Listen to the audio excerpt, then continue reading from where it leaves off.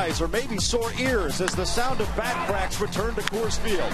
The Rockies pounded out season highs in hits and runs as the offense came out of its month-long hibernation against NL West foe San Diego.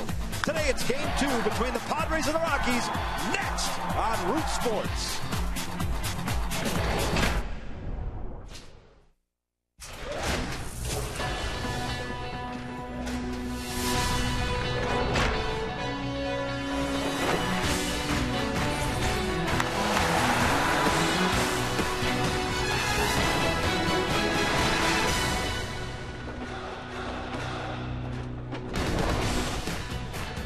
Well, the Rockies' bats have turned hot. The weather has turned cold once again. Temperatures in the upper 40s as we get set for baseball between the Colorado Rockies and the San Diego Padres as they continue their three-game series. The Rockies getting a big win in Game 1 of the series last night with a huge offensive blowout. Welcome inside Coors Field. Tom Helmer alongside Jeff Hewson. 12 runs, 16 hits, all season highs. It's exactly what the doctor ordered for this ball club. It really is, because they've been talking about this offense. They need to wake up. For the first time in 17 ball games, they had double-digit hits. But the good news about that is the other two times they did not either. They went to the playoffs in 07 and 09. 9 guys in this lineup last night had 1 hit. Tulowitzki had a couple RBIs, 3 hits. Carlos Gonzalez got a hit. A lot of good things to happen for this offense. And it's kind of funny because yesterday Carlos Gonzalez, Troy Tulowitzki did not take batting practice. He said, let's just change things up a little bit. So what they do today? They didn't take batting practice again. They said, hey, why mess with it? If they put another dozen on the board, it may be done for batting practice for a while. For a little bit, for anyway. This ball club. All right, we're going to take a break here from Coors Field. When we come back, we'll talk about a guy that made it back into the starting lineup last night, Ty Wigington, and the Wigington Factor. That's coming up next here on Root Sports.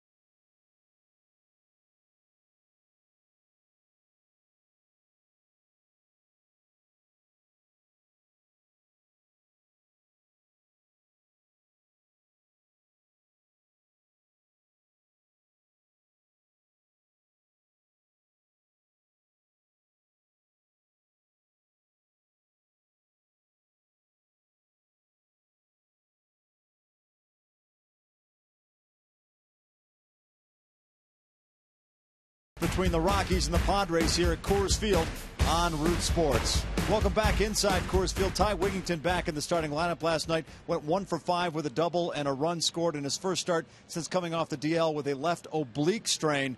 Ty Wigington, with him in the lineup, the Rockies are 10-5. He certainly makes a difference. With more on that, let's check in with Mark Stout. Mark? You're right, Tom, and I asked Jim Tracy if that's an intangible when you think about the contributions number 21 makes, and he said, I don't know whether you'd call it that. This is who he is. This is why a player like this, finds his way on good ball clubs.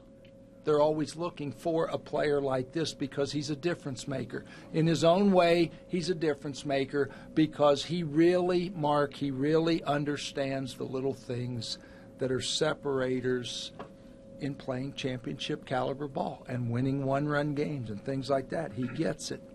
He gets it.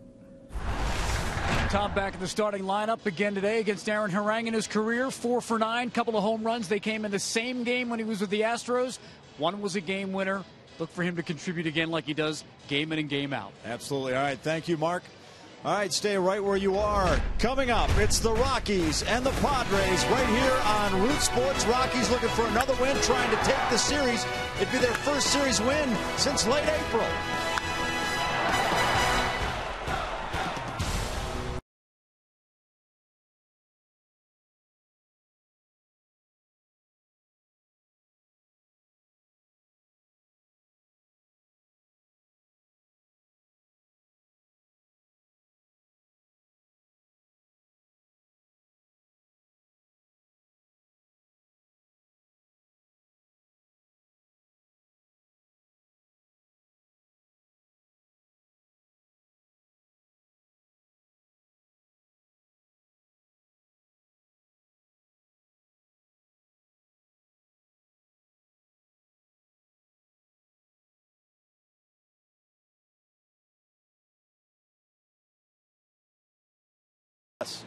Hi, hey, 1, 2, 3, 4, 5, 6, 7.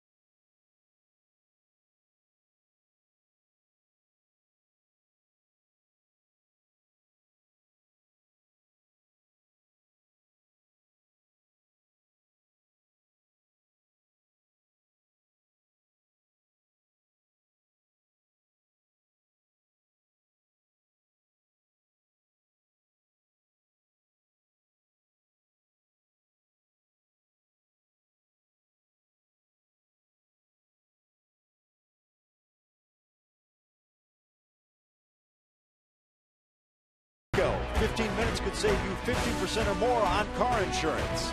Ford Explorer 2011 North American Truck of the Year. Ford Explorer, drive one. The new Quest 5-year price lock promise. Visit quest.com/promise for details. And by Southwest Airlines, new Rapid Rewards, unlimited reward seats, and no blackout days. Welcome back to Coors Field. Yulise Chassin taking the field, ready to start things off against the Padres. The Rockies haven't won consecutive games at Coors Field since winning 3 in a row from April 2nd to April 6th. And that was 1 against Arizona and 2 against the Dodgers. Rockies looking to build some momentum here. Let's take a look at the Southwest Airlines starting lineup. It'll be Will Venable leading things off for the Padres. Jason Bartlett batting second. Brad Hopp, a fan favorite here. A lot of Hopp jerseys in the crowd. He had a great career here. He'll be starting at first base. Cameron Maben was unstoppable last night, going 4 for 4 with a pair of homers and 3 RBI. And Kyle Phillips will be behind the plate, playing in just his 8th Major League game. Yolis Chacin on the hill. 4-2 this season with a 2.68 ERA. He's making his first career start against the Padres. He has faced the Friars in 3 relief appearances in his career and has an ERA just a shade over 8 in those relief appearances. But the numbers are even better here at Coors Field. 2-1 with a 124 and just a 184 batting average against. It's all about that fastball command, Tom, with him to be able to set up the secondary pitches. Early on, that's one of those keys for the game for me. Is he going to be able to command that into the zone and work ahead of the hitters? Now let's see if he can get off to a good start. Dale Scott, the crew chief behind the plate, calling balls and strikes. First pitch of the game is a strike. Will Venable leading things off. Venable came off the bench last night, had a pinch hit single in the 8th inning. Kind of unusual for a big guy like Venable to be the leadoff hitter, who's more of a power guy. Does have some stolen bases, 10 stolen bases, but they really like this guy to be lower down in the batting order, but they just can't because they don't have many options. He's got 10 stolen bases in 12 attempts. And he's been on fire over the course of the last 4 games. Here's the 2-1 pitch. Swing and a miss. 2-2. It is an overcast and cloudy day. I guess that's the same thing. Cool, yeah, isn't it? Overcast and cool. Yesterday was about picture perfect. Here's the 2-2 pitch. Drives this one towards left. This one curving towards the seats. Wigington giving chase, but he won't be able to get there. You and I had talked a little bit too about Ty Wigington being back in the lineup. He played a doubleheader just 2 days ago. Played 9 innings last night. He's coming off the oblique strain, but right back in there. That doesn't bother him. He's a guy that you can't stop me. You can't stop him. He just enjoys playing the game. There's the 2-2 pitch. This one fouled back right off the mask of Chris Iannetta. We'll just double check to make sure all the pieces are still welded together. There's another tough guy right there. Stands about 6 feet tall, weighs about 260. Kind of just a square, prototypical catcher's body. 2-2 delivery again. This one grounded towards Tulowitzki. First in time. Take a look at how the Rockies set up defensively for this ball game. In the outfield, you have Gonzalez, Fowler, and Smith. The infield has kind of become the normal setup here with Ty Wigington back in the lineup. Tulo at short, Herrera at second, Helton at first, Chris Iannetta behind the plate. It's nice to see Todd back in the lineup today after coming out of the ball game with that calf strain last night. We were talking earlier this morning. Was he going to play today? I said, sure, it feels good. First pitch strike to Jason Bartlett. Bartlett batting .353 career at Coors Field in 4 games. That's kind of right along the average of the San Diego Padres the last 4 games, .353. Yeah, they've been on a tear. Yeah, you were talking about Todd Helton, and he did strain his calf last night, and I went up to him in the clubhouse. I said, oh, I'm surprised to see you're back in the lineup. He goes, I actually tweaked it a little bit going into second base, so when I came home, it may have showed a little bit, but I'd injured it just previous to that. Because but with legs as explosive as mine, you have to take care of them. He made a as funny, he does in tongue-in-cheek. He made a funny comment to Tommy Runnels. He said, Tommy, I said, probably not going to steal any bases today, so just make sure you don't give me the sign. It'd be par for what he's done so far this season as far as stealing bases. The 1-2 pitch. Low and outside even at 2-2. I like that forward strike zone, and it shows you just how close it was, but it was off the plate. Go right back out there again. This one towards center field. Dexter Fowler drifting back and puts it away for the second out of the inning. So a nice start for Yolis Chacin against a Padres team that has really found their offense, especially in the past week. They had a season-high 13 hits on Tuesday, and then followed that up on Wednesday with a 23-hit performance, which is 1 short of the club record. Well, you throw in 11 hits last night. 385 over the last 3 ball games. You see a bunch of guys' averages jump because of it. You look statistically in April, they were the worst team in the National League in just about every offensive category. And then in May, they've turned it around. And what they've also done, too, they're hitting 50 points higher as a ball club out on the road than they are at home. And they played more games out on the road in May, and that helps that average go up. You know, Petco is a pitcher's park, but the numbers have been so drastically different. Ball outside, count 1-2 to Chase Headley, who comes into the ball game batting .252.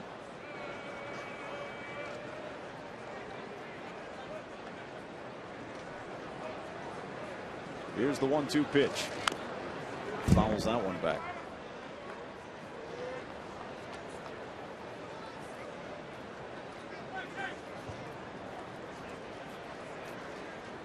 See manager Bud Black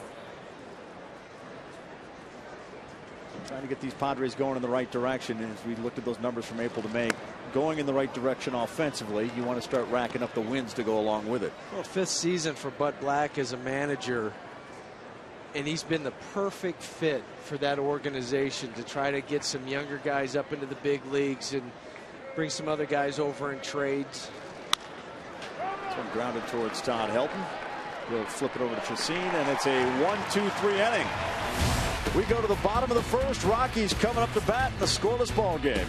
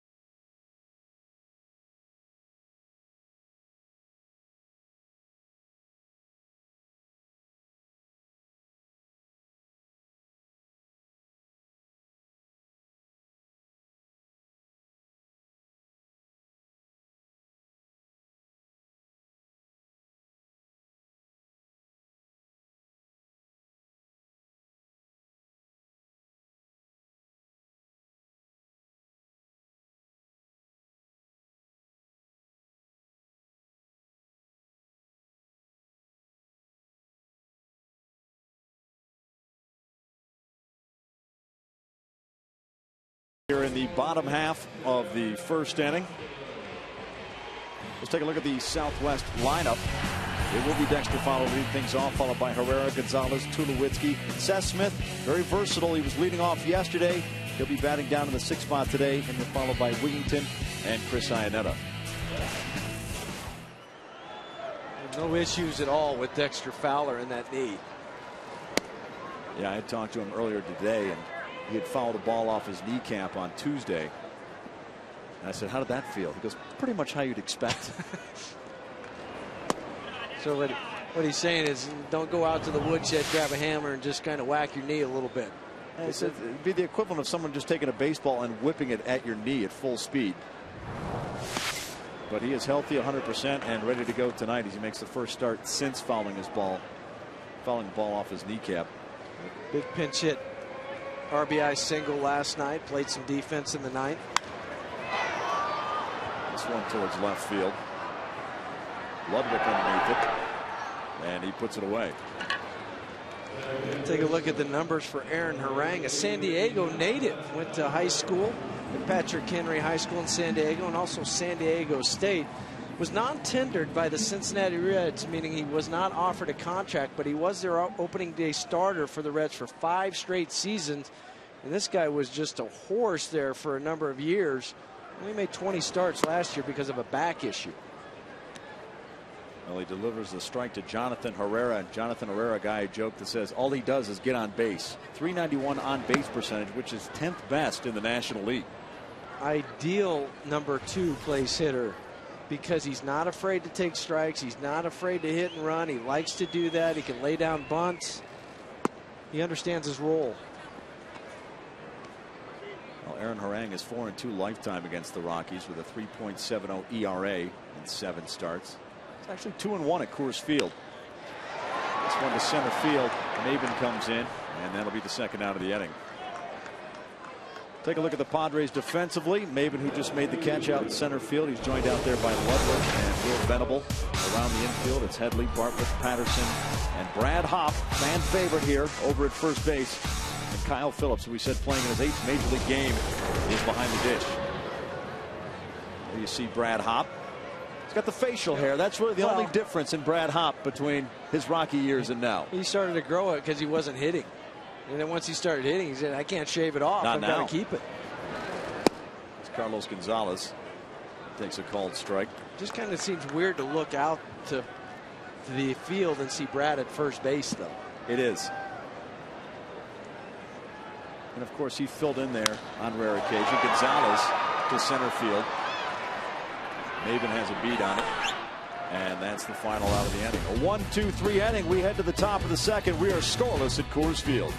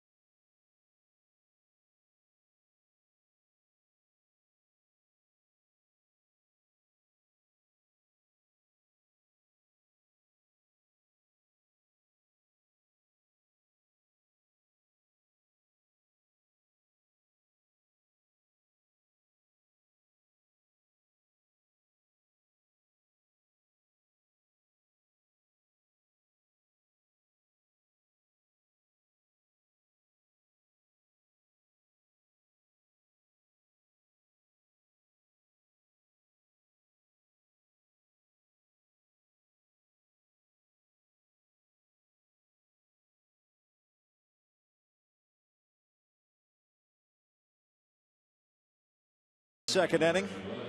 You got a nice round of applause last night. Gets it again today. Booze. Huh? It's better than booze. Anything's better than booze.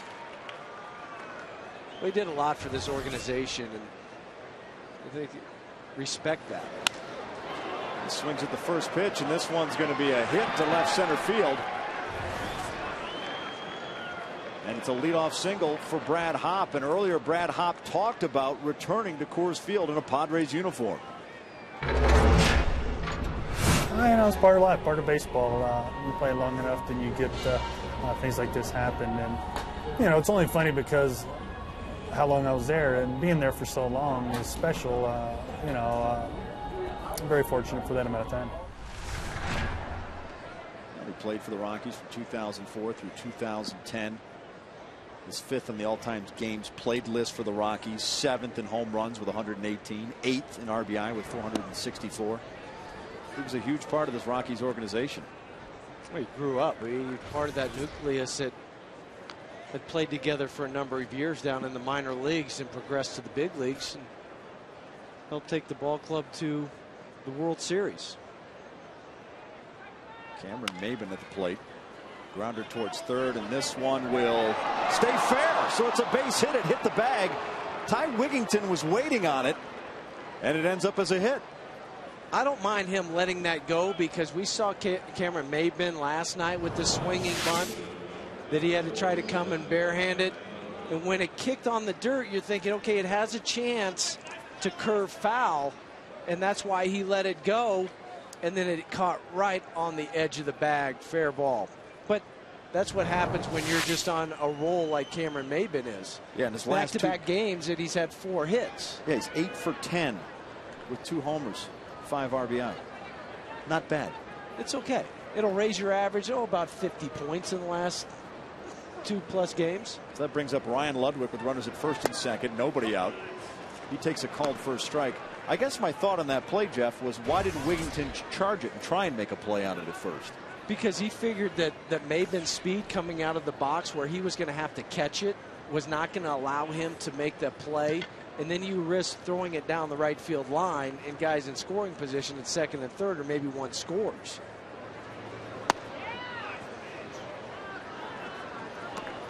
And the other thing, too, is you've got to realize where Ty is, still back a little bit.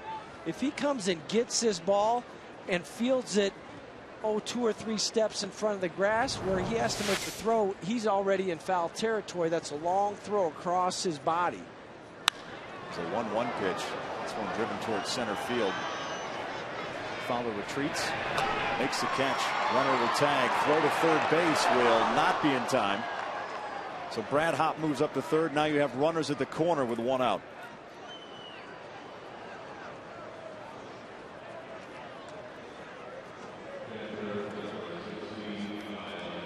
That'll bring up Kyle Phillips, who's batting .286 this season. I like the way Dexter got behind that baseball and made the strong throw. And you might be sitting there going, why did Troy cut it off? Well, if it goes all the way to third base with Cameron Maben's speed, he gets to second base. You take the double play out of order. The Rockies did what they had to do defensively. So you have to be cautious with Maben over at first. 6 stolen bases, and they're a very aggressive ball club. He's been caught twice in 8 attempts. I want to go back to Dexter Fowler. See how he's behind the ball? His momentum is going forward. That allows him to get more on the throw, but he hit the cutoff man. And now Troy's able to jump up and get it. That's the worst thing that can happen if that outfielder sails that ball all the way in the air. You know, we talk so much about Dexter Fowler's speed. The little things. He's got an arm. He has a strong arm. But he has a strong arm because mechanically he's doing everything right.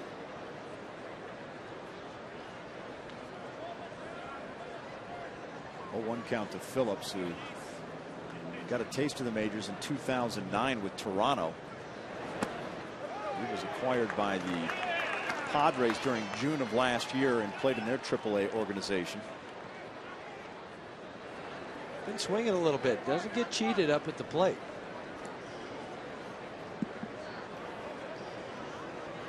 He's 2 for 7 on the season. He's facing an 0-2 count. Here's the pitch from Chacin. No, checks first to third. Now that actually worked the other day. We've seen it work a couple different times this week. Once with the Rockies, I saw it in another major league game. And it was probably 2 weeks ago I was saying that move never works. You never see anybody get picked off on that play. You see 2 guys in a week. He looks like he might be going though. Check him over at first base. The Rockies already have determined where they're going to throw the baseball. With Hopp at third base, more than likely they're going to go ahead and throw all the way through to try to get Maben, and then if Hopp takes off, then Troy will cut it off and throw home. Here's the 0-2 pitch. This one right back up the middle for a base hit. Brad Hopp will score. Maben running for third. Tulowitzki cuts it. It's 1-0 Padres, and they still have runners at first and third. Just the 3rd RBI of the season for Kyle Phillips. Well, the breaking pitch is down and away. Phillips was able to stay on that baseball. Didn't hit it all that hard, allowing Maben to go first to third. Just the long strides of that young man. that'll bring up second baseman Eric Patterson.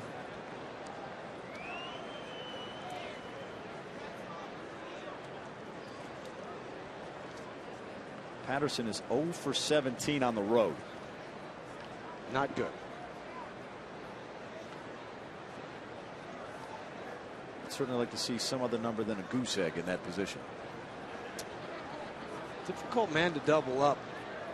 Has good speed. He's a lot like his older brother Corey Patterson in the fact that they have some power, although they're not big in stature.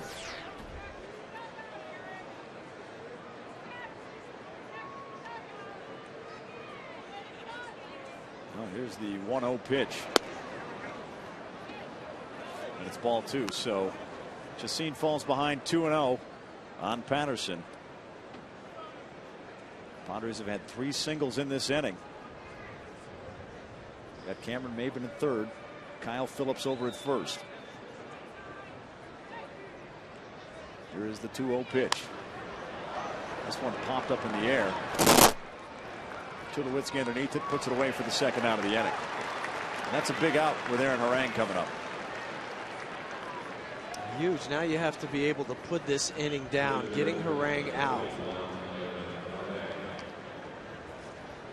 We saw it in the game the other day against the New York Mets when Jason Hamill gave up the base hit to Mike Pelfrey with 2 outs and runners out to score a couple runs. We saw Harang has 1 hit this season, 1 for 12. Swings and misses at that offering. 0-1. He's 0.93 in his career, so he's right around his career average. He's getting real close.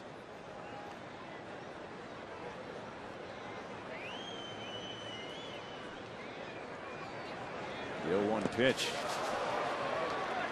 And almost gets away from Iannetta. Good job of staying in front of it. And you hear plenty of talk about Chris Iannetta, how good he is defensively. Worked real hard on his blocking, his throwing this winter. Well, he's throwing back-to-back sliders. Throw it one more time. His fielding percentage is 1,000, so it doesn't get any better for Chris Iannetta. Swing and a miss there, a strikeout, and that puts down the inning. The Padres get 3 hits in a run. We head to the bottom of the second. It's 1-0.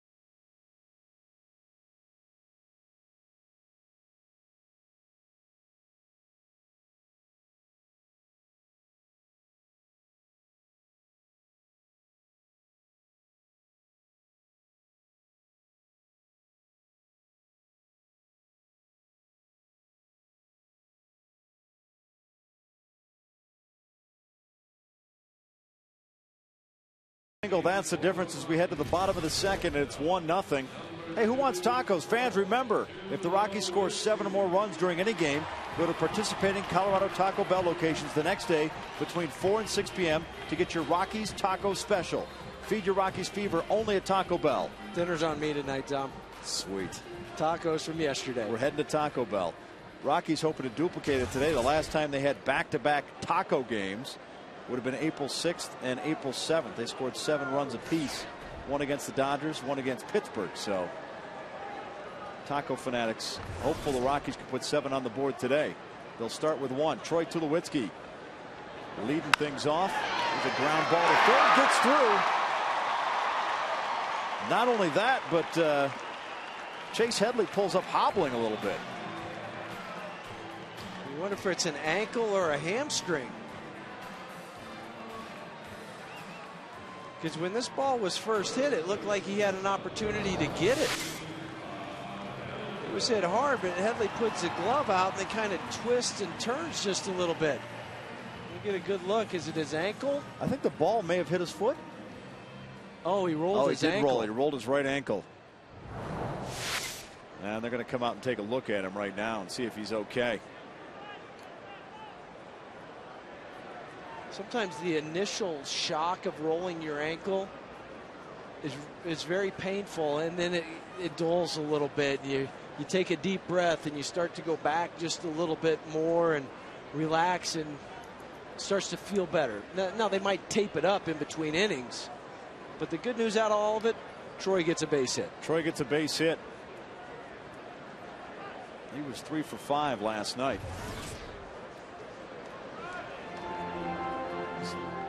Talking to Brad Hopp over there at first base. They can get caught up a little bit.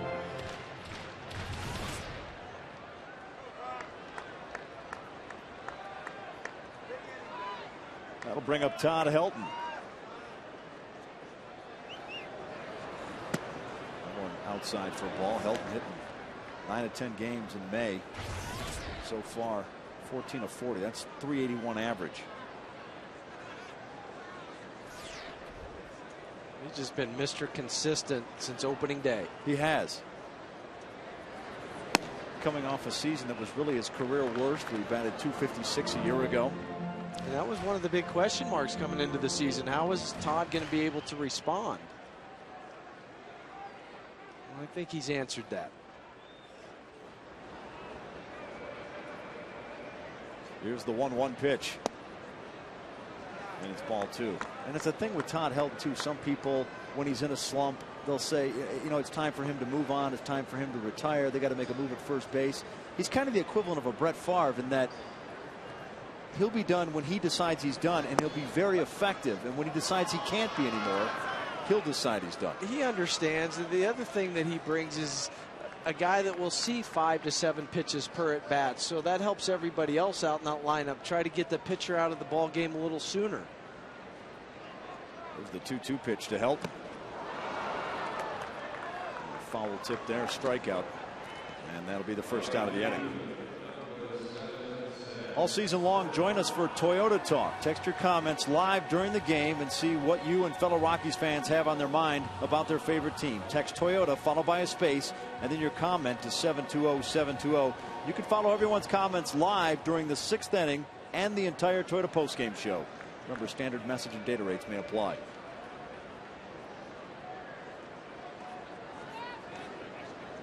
So with 1 on and 1 out, Seth Smith digs in. Takes a first pitch ball. Well, Seth hitting out of the number 6 spot today after 2 for 5 and an RBI last night. 1 for 5 the night before with a couple RBIs.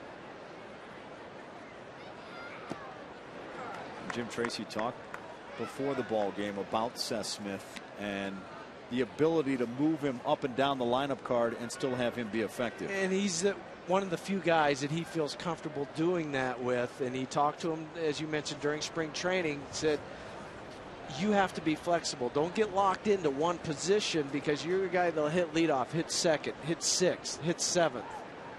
I want to try to keep everybody else stable. Check Tulowitzki over at first. Tulowitzki's only attempted 4 steals this season, but been successful on 3 of them.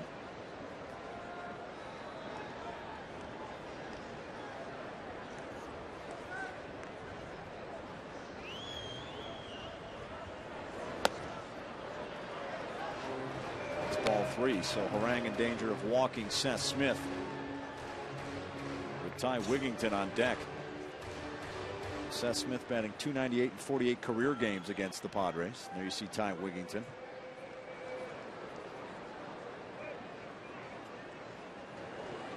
The 3-0 pitch. I'll call that one a strike.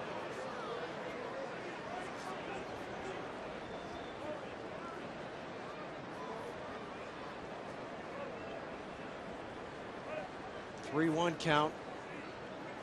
Good opportunity for Troy to take off. Check him over at first again. Harang had his best outing in 4 starts last Sunday against Arizona over at Petco Park, and he allowed just 2 runs on 8 hits over 8 innings. The interesting stat with him is he is 5-0 when he doesn't give up a home run this season. I was just going to say the trouble with the long ball. There's one driven to left field. This one back, giving chase, and it will be caught. Nice job by Ludwig.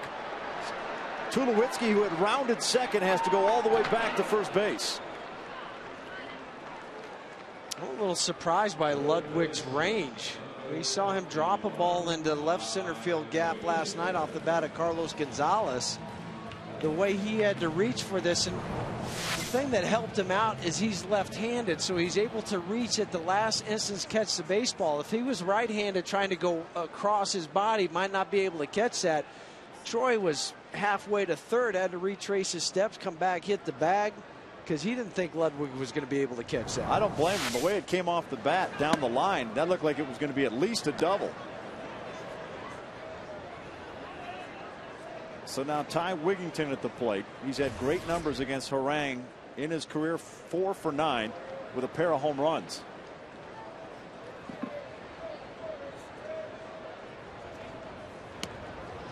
Swing and a miss there, 1-1. Harang is basically fastball slider over the top. Not quite an Iron Mike type where it's straight over the top, but more by his right ear. Fastball about 89, 90 miles an hour, and we'll get some depth on the slider. That slider hitting it at about 82, 83 miles an hour. There he comes in with a fastball, 1-2. He gets better as the game goes on. That's part of that mentality as a pitcher. I feel like I need to get stronger. The 1-2 pitch. This one grounded. Over to first, not in time, and it's a base hit for Wigington. Chase underestimated Ty getting down the line. He needed to come get that and field it as a slow roller and get rid of it in one motion. But once he stopped, all his momentum stopped. He did everything you could once you field it that way. But Ty getting that infield single. Brad tried to stretch and help it out a little bit. Kind of looked like a hockey that was, goalie there. yeah, a little interesting. A lot of times when you stretch, you want to take that right foot to where the ball's coming from, not take it more towards the outfield. So now 2 on, 2 out. Chris Iannetta fouls that one back for a strike. The Rockies had that big offensive explosion last night. Chris Iannetta not really a part of it. Got a walk in the first inning and then was 0 for 4 after that, including hitting into a rare 7-3 double play in the 6th inning.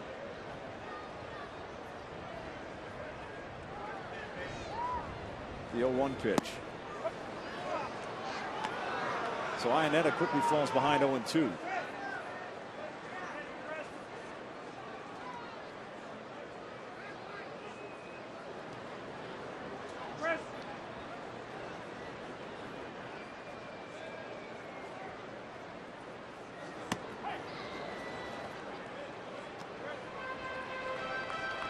Chris Iannetta, 5 homers, 13 RBI this season.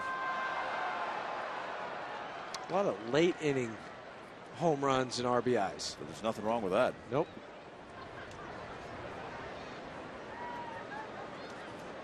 A 1-2 pitch. There's ball 2. So after falling behind 0-2. The count now even. The Rockies is a ball club with 2 outs and runners in scoring position. 233 on the season. You see Iannetta much better when he's ahead in the count. Well, that's not unusual. A lot of hitters are that way.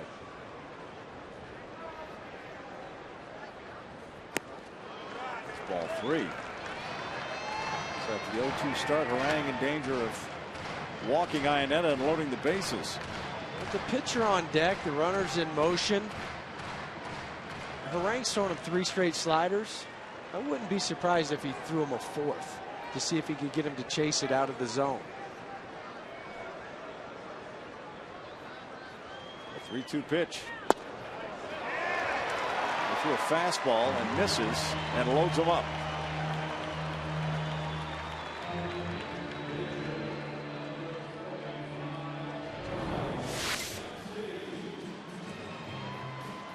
Ooh. Might have caught a break. It was the same place as the 4th pitch. It's about as close as you can get. Well, here's Yolis Chacin, who does have a pair of hits this season. Takes a look at that first pitch. And it's a strike. As Harang comes once again with the slider.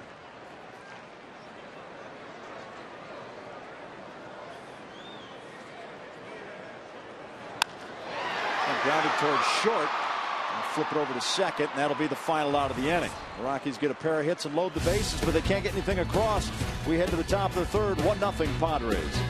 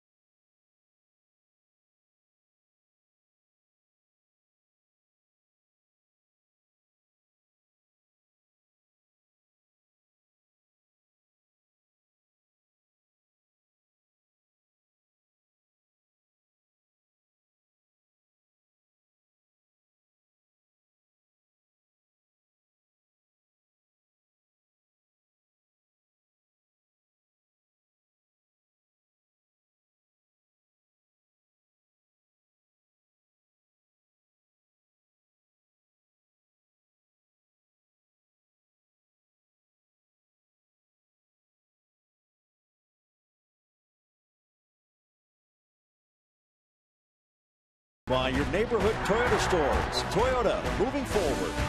AT&T, the nation's fastest mobile broadband network. The Colorado Lottery, don't forget to play. And by the Rocky Mountain Coal Mining Institute, promoting Western coal through education. Welcome back to Coors Field on an overcast and cool day. Let's go down to Mark Stout with today's Fast Cash Sideline Report, brought to you by Fast Cash Gold Centers, where you'll always get 40% more for your gold. Mark? All right, Tom Huey, Yolis Chacin over my shoulder, hitting the hill. I had a conversation with him the other day about when did you become a pitcher? And he told me when he was a youngster in Venezuela, not too long ago, he's 23, he was an outfielder. So I said, who turned you into a pitcher? Do you have an older brother? Nope. He's got a younger brother and a younger sister. He credits the Rockies Dominican complex. When he went there at the age of 14, they turned him into a pitcher. So I said, does your brother play ball? His brother is 13, and his brother's name is Jousberth, Jousberth. He said, yeah, he wants to be a pitcher like me, but I want him to be a hitter. So I said, yeah, he wants to be like you. And he said, me and Johan Santana, because that's who he plays on PS3. So we'll see what happens. But good guy to look up to, his older brother. Jousberth? Jousberth. He wrote it down for me. I didn't get much further than that, Tom. I asked him, "Did you spell it for me?" And then I sort of said, Yolis Usberth to JH, and it ended there. Spell it again. JHOUSBERTH, Usberth. Huh. He's watching the game online. You know, they're 2 hours ahead of us, so he said he's 13. He can't watch his brother pitch that much because he's got to go to bed. So today's a perfect day to be watching his brother. Absolutely. Right now he's facing Will Venable. Yeah. A swing and a miss there. He'll make a break for first base, but he won't get there. So it's a strikeout, 2-3 put out for the first out of the inning.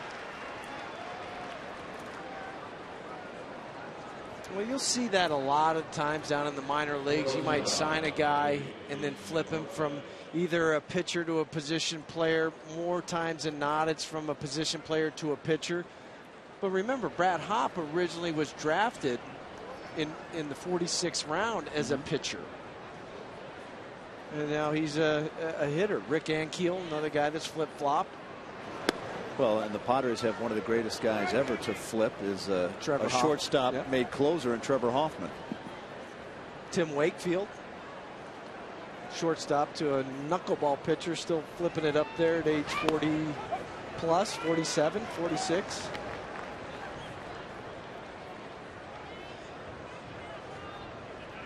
I'm blanking on the name. I'm trying to think of the guy that was a pitcher. It went south. He moved to the outfield. Great arm. Played for the Cardinals. Thank you.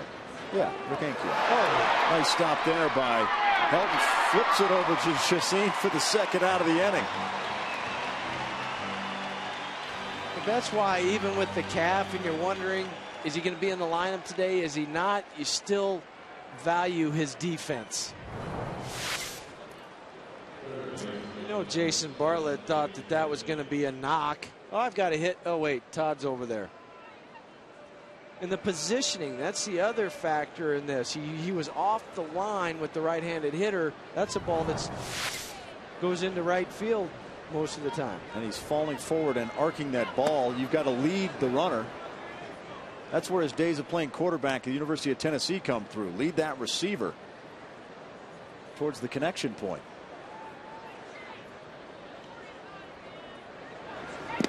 All right, I've got to correct it. Wakefield's only 44, not 46 or 47, okay? So sorry, Tim. I apologize if you're listening. Whew, save the angry emails. This is Chase Headley. Grounded out in his first at bat. He pulls this one towards Helton, scoops it up. He'll take care of it himself. It's a 1-2-3 inning. We go to the bottom of the third. 1-0 Padres.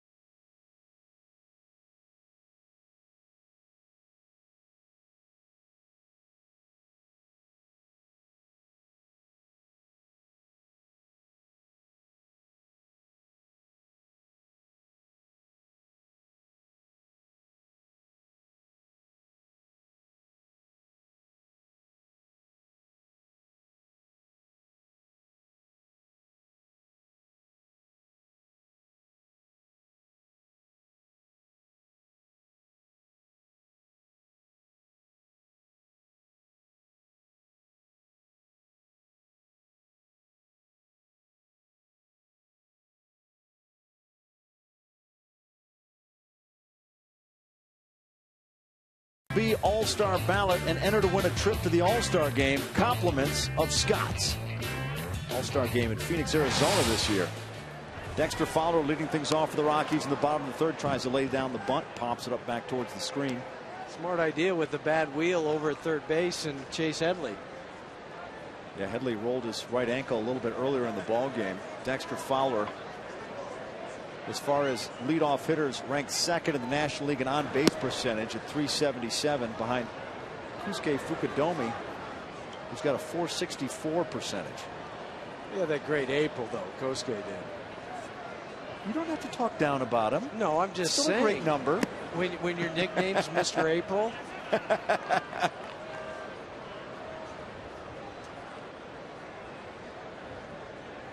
2-1 the count to Fowler, who flew out to left in his first at bat back in the first.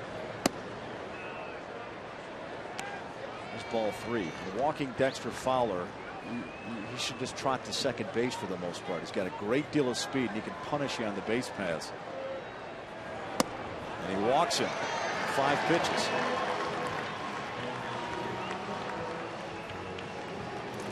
Hey, your windshield damage? Call Safelight Auto Glass at 303-287-5000 or go to safelight.com. Well, it was a couple years ago back in '09 that Dexter Fowler had 5 stolen bases against the San Diego Padres. Chris Young was on the mound that day. It's a rookie record for the Rockies. You have all that knowledge upstairs, Right don't there. you? It's like a baseball encyclopedia. We've talked about the Padres home and away. How about Jonathan Herrera? .222 hitter at home, .338 on the road. That's one of those shocking numbers, but it plays into the whole team, what they've hit at Coors Field this year compared to what they have done in the past. Keeping an eye over on Fowler at first base. You got a little mist starting. Yeah, it almost looked like a fog, but it's a light, really light rain starting to fall here at Coors Field. You can smell the rain. 0-1 pitch. Herrera shows bunt. Ball 1.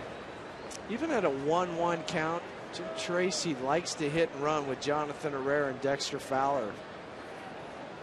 This is the lightest it can possibly rain without really calling it rain. I mean, you have to look up into the rafters a little bit to see the moisture. Hopefully it doesn't get any harder than that. 1-1 the count to Herrera. Now Fowler has a lot of speed. He's attempted to steal 5 times this season, but he's been caught 3 times. But if he gets a good jump, he's going to get you. Yeah, that's the one area he does need to improve on, is that jump, that first step, getting out of the running lane. Herrera lays down the bunt. They only have a play at first base, but he can't cover in time. Herrera's safe. Fowler was off the bag at second, but dives back in. And it works out for the Rockies. They have runners at first and second, and Herrera has a base hit. Well, the inexperience of Brad Hopp at first base allowed Jonathan Herrera to get this base hit. Hopp comes off the bag, and there's not any communication. You have to know how far that pitcher's range is. And Herrera, the way he falls, knows that there is nobody there. Patterson can't get over there. Tries to get Dexter on the back throw. Jason Bartlett knocks it down. The 27th game this year that Brad's played in over at first base. All last year was just 9 games with Tampa Bay and here. Oh, it was a nice bunt by Herrera to get the play started. Well, we'll go back to that play for a second. Now watch where Eric Patterson is. He's not anywhere close to the bag. Eric's right here. He can't beat Jonathan to the bag because he is in double play depth. If it's a sacrifice situation, he's cheated in and over. He'll make it to the bag, but not when it's a base hit. The 0-1 pitch. This one fouled off. And a good decision by Herrera not to throw the ball and try and force a play over there first. It could have ended up a lot worse. Yeah, because he's trying to lead a second baseman, and he's going to the bag with the runner going there. I've seen collisions. I've seen those throws be missed, and next it's down the right field line. Carlos Gonzalez batting .200 with runners in scoring position this season. This one towards left. That one will drop in for a single. Dexter Fowler rounding third. He'll come in to score, and we've got a tie ball game.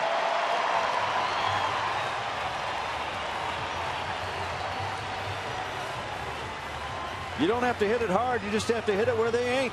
That bat right now is in about 3 pieces because it was broken. Hit it on the label. They wanted the baseball inside. It was in, but it was up.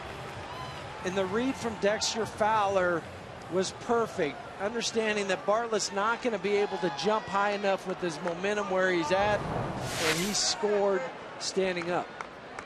And here comes Troy Tulowitzki. Shows bunt. Here's today's Colorado Mining Association power hit of the week. And it came last night in the 4th inning. Tulowitzki with a solo home run. He had a 3-for-5 night, 3 RBI, and he absolutely crushed this one. Did you know that coal accounted for 68% of Colorado's electricity in 2010? And it's mined right here in Colorado.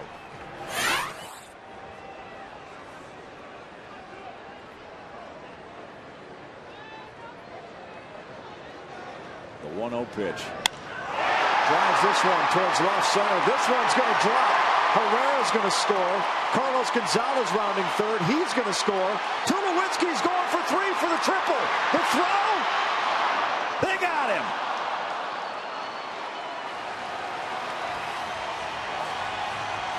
Well, he never pumped the brakes. He kept going. He was going to try and stretch it for 3, but a nice relay throw, and they get him at third base. Nevertheless, he drives in a pair of runs, and the Rockies have themselves a 3-1 lead.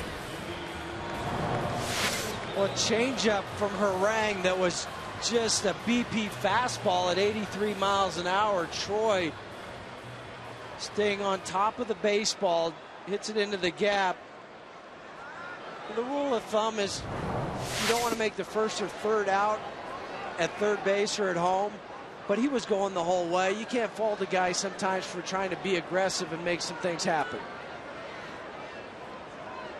I was as surprised as anybody to see him go around second and just stay on the gas. But he never stopped. That was the key. He had it in his mind out of the box that he was going to try to get a triple.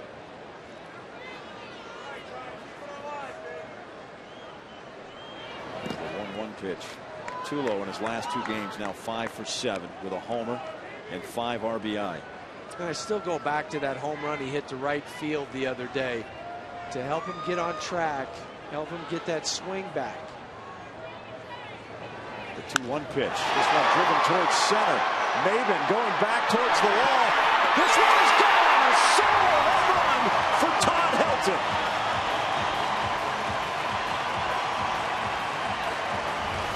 Okay, maybe Troy should have stopped at second. Was this reminiscent of the ball he hit in Chicago to dead center field? Yes.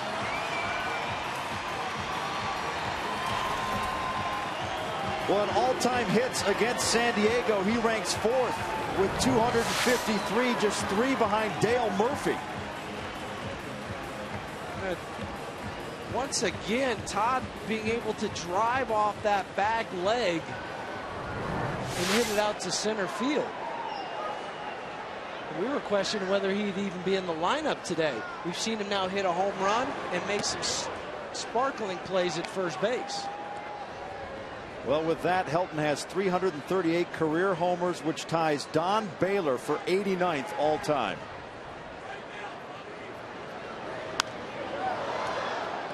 Fouled back. On top of all that, Tom, you've got your production from your 3, 4, 5 place hitters. 4 RBIs now in the game between those 3 guys. Swing and a miss there by Seth Smith. 1-2 the count. I mentioned that Todd Helton has 283 career hits against San Diego now. I'm looking at the other 5 names on the list. Number 1 is Pete Rose. Second is Barry Bonds, who really used to haunt him at Qualcomm, too. This one grounded towards second. Patterson with the throw to first in time. That's the second out of the inning. Dale Murphy is on that list at number 3. And number 5 is Concepcion, who actually, Tom Runnels, the bench coach for the Rockies, played behind Concepcion and was on the bench the night Rose got the all-time hits record against the San Diego Padres. Eric Schau. Eric Schau was the pitcher on the hill. And the catcher was Bruce Bochy for Eric Schau in that game. Bochy had called for a slider to try and get in on Pete Rose's hands because it had worked the night before and they got him to pop up 3 times and ended up getting the base hit. Tom Reynolds goes, I had a great seat for that one. He goes, as I think back, though, to that 85 season, he goes, I can't hardly name any of the Padres on that team. He goes, I started thinking about it. He goes, I'm surprised that Bruce Bochy was the catcher in that ball game. Swing and a miss there by Wigington. I'd forgotten that fact. You still see Pete Rose hitting that ball to left center field. Yep, I can see it perfectly. 2-1 pitch. This one hard foul down the third base line. That'll even it up at 2-2. Wigington singled back in the second inning.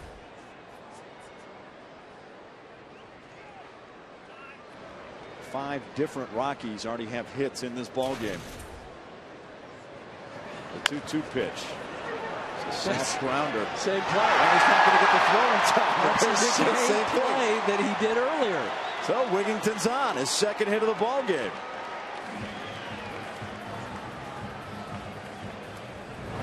If it's effective, Jeff, why get away from it? Well, if it was that easy to continue to do it time after time, you would do it. It's remarkable. In the second inning and now here in the third inning, Ty Wigington hits the same type of ball to the same guy, and he tries to make the same type of play. That brings up Chris Iannetta, who walked in the second inning. He drives this one foul down the right field line. That one almost makes the Mountain Ranch Club. They're going to call an E5 actually on the Wigington play. They preemptively gave him a base hit. Yeah, 5th error on the season for Chase Headley. If he hadn't bobbled that ball and caught it, make the throw, it's easier to determine whether it was going to be a hit or an error. It's a 1-1 pitch. And as big as Wigington's frame is, he almost looks like a catcher when you look at him, but he's very light on his feet. He's quick. Or he couldn't play around the infield the way he does, where they can put him at third, they could put him at second, they could put him at first.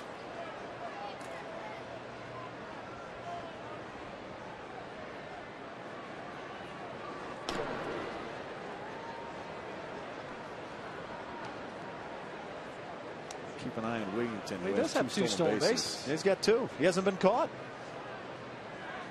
He's selective. When he goes, he gets there.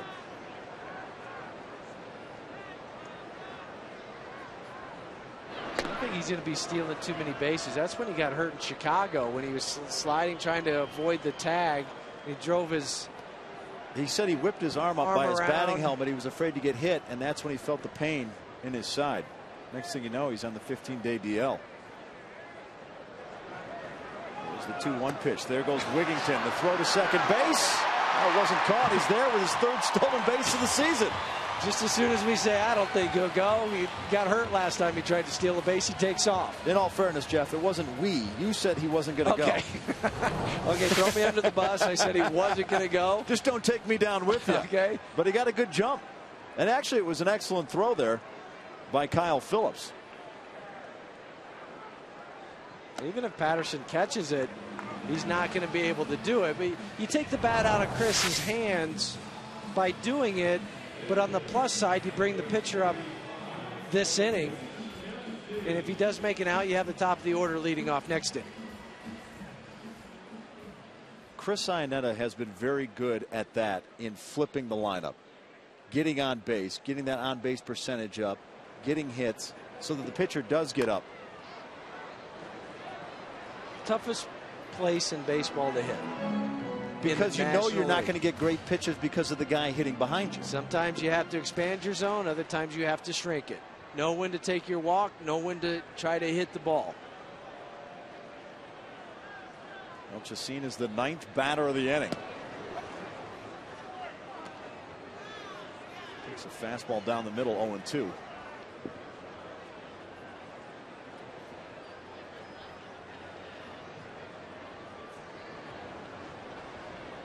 The 0-2 pitch. He grounds this one towards short. They'll flip it over to second for the final out of the inning. But they get 4 hits in the inning and 4 runs, including a solo home run by Todd Helton. Rockies lead it 4-1 as we head to the top of the 4th.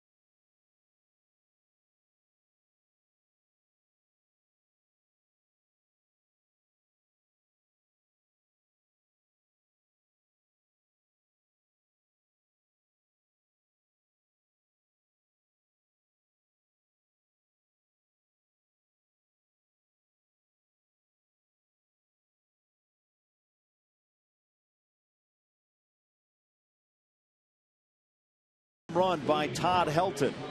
Time now for today's AT&T trivia question. The Rockies had 5 players with 90-plus RBIs in 2007. Who were they? We'll let you think about that one. Huey's thinking. He's rummaging through the baseball encyclopedia in his head. 1. Yeah, I've got 4 of them. Okay. A little bit of time to get that 5th, and I'll even write them down for you, Tom, okay, just to make sure that I'm not cheating. Wow.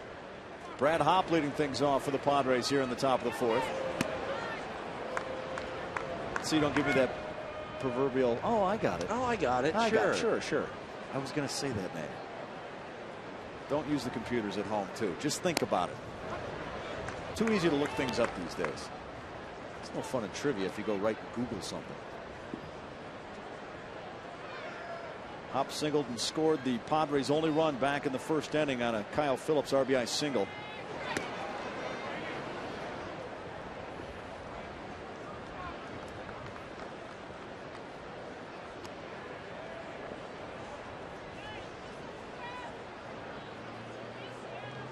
Hop got off to a real slow start. Batted .098 in April. Only had 2 RBIs. He's batting .354 in May with 5 RBIs. He's 7 for his last 13. We were talking about that home run he hit last year in San Diego. Off Thatcher. In 2007. Or 2007, yeah. It feels like last year. Just like yesterday.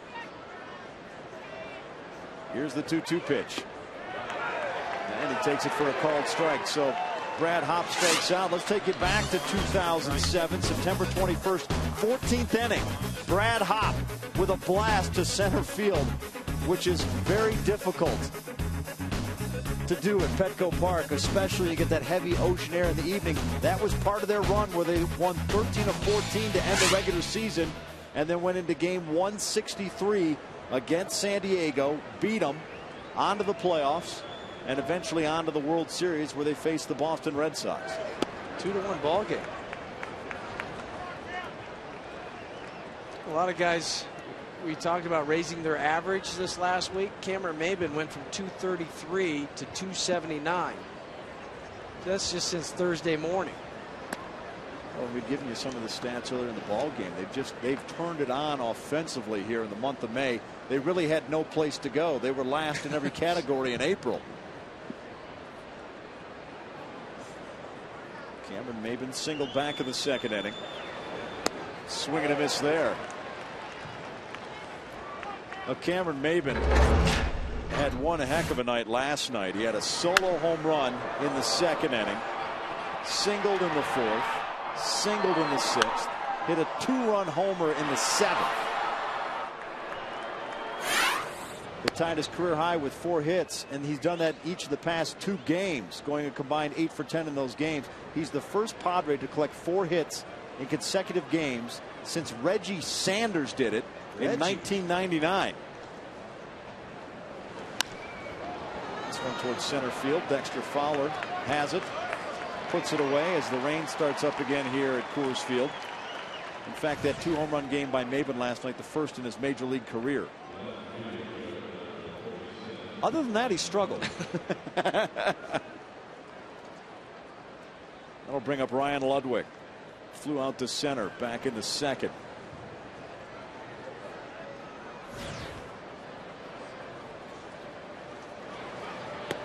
See the fans breaking out the umbrellas. We've gone from mist to light sprinkle. I mean, how would you identify that? A little light sprinkle. Annoying is what I would say. The 1-0 pitch. I don't think annoying is an official weather terminology. I mean, it could be. I mean, if you use it enough, I guess. I don't know. I mean, it is cool out. It is wet. It's just kind of the way the season has gone. I mean, they've played a lot of cold weather, wet games so far. And fouled off to the right side. It's kind of been all across Major League Baseball with the high number of postponements, delays. And already today, Seattle at Cleveland was postponed. Smart people, though. Yeah. That one looks like it's broken. It's all right. This one grounded towards Herrera. Makes the play. Flips it over to first. That's the final out of the inning. We head to the bottom half of the fourth. Rockies with a 4-1 lead.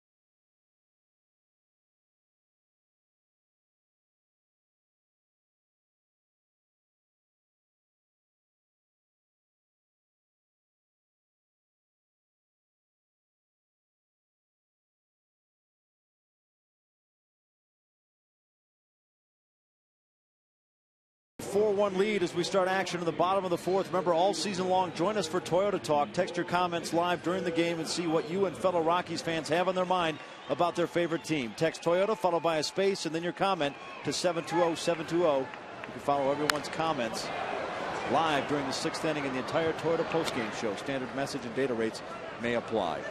Dexter Fowler leading things off in the bottom half of the fourth. We now have a third baseman change. Jorge Cantu in for Chase Headley. Headley had rolled his ankle earlier in the ball game. Here's the play he did it on. It was back in the second inning. Ball off Troy Tulowitzki, missed it, and then just rolled it over. But Black saying, no, it's okay. It's a manager's job to put the kibosh on that sometimes and say, you know what, you don't need to go out there and be a hero. The 0-2 pitch. Did he go around? Well, they appealed to third. Third didn't make any move, but they informed him he struck out. That was Dale Scott's call.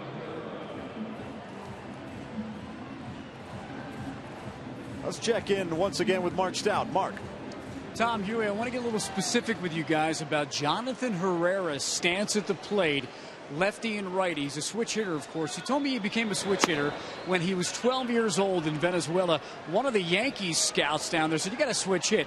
Well, take a look at his stance in the box. And, Jeff, you can talk about this. When he's on the left side, his foot is a little bit further back. He said that what would happen was he would stride over the plate. So Glenn Allen Hill and a bunch of coaches said, just move your foot back so that when you stride, you're right in the middle of the box. He's naturally right-handed, Jeff. So he said he's got a little bit more power from there, and he can handle that. But that's just something very specific that he's kind of evolved over the years, right? Yeah, and two completely different swings. From the right side that has the high leg kick. From the left side, it's just the toe tap. So from the right side, a little bit more power, but the left side more consistent with your swing. Well, if you're batting 400 from one side, shouldn't you duplicate that on the other, or at least try to? But switch hitters, because of the way they are, a lot of times it's difficult. The only guy that I can think of that is very similar from both sides is Chipper Jones. His swing is naturally the same from the right side as the left side. For Jonathan Herrera, it just didn't feel as right to do the leg kick.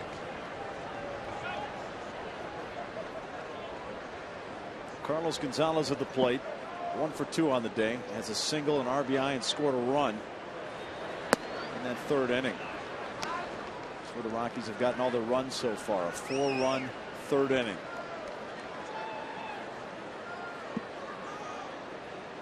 They said Orang was 5-0 in games that he had not given up a homer. This one is gone. Carlos Gonzalez puts it in the upper deck. Second home run for the Rockies today. 4th one of the season for Carlos Gonzalez. And now 20 RBIs for Carlos Gonzalez. Talk about a no-doubter. There's no doubt about this ball. There's only a question of how far would it travel. Down and in slider. You saw Carlos Beltran the other day hit a down and in slider to right field. It's a danger zone for left-handed hitters. Orang made a mistake. Gonzalez made him pay. Celebration up in the Camarena patio. Now that'll bring up Troy Tulowitzki. Singled in the second, doubled in the third, tried to stretch that double to a triple, but was thrown out, and big smiles on the face of Carlos Gonzalez. Rightfully so.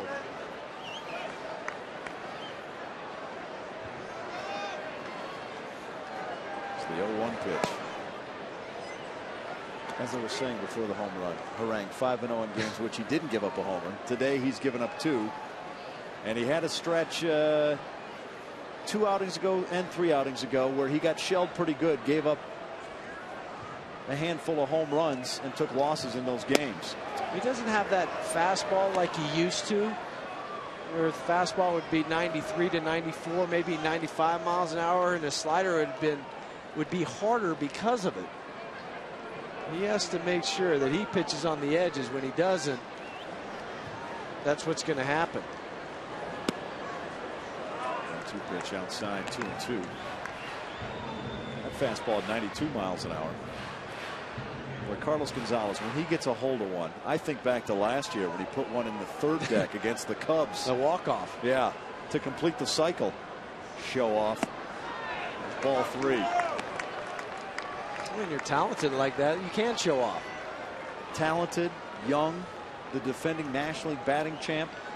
I mean, he's got a lot going for him. Got a new deal in the offseason. He's got a lot to smile about. Had his struggles at the start of the season, but has certainly caught his stride. And Troy Tulowitzki called on strikes. We'll talk with Dale Scott about it, but the Rockies pick up another run on a Carlos Gonzalez home run to right field. Rockies lead at 5-1 as we go to the top of the 5th.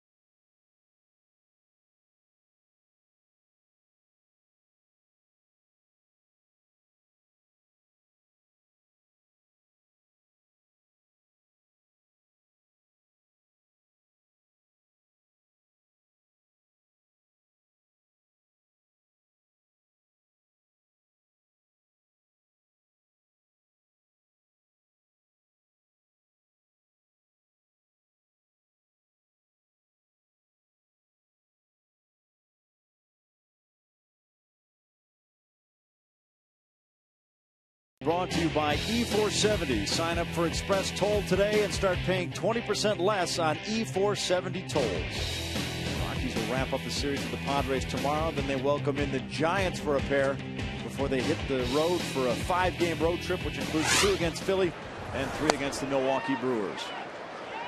Kyle Phillips leading things off for the Padres here in the top half of the 5th. He had a single and an RBI in the 2nd.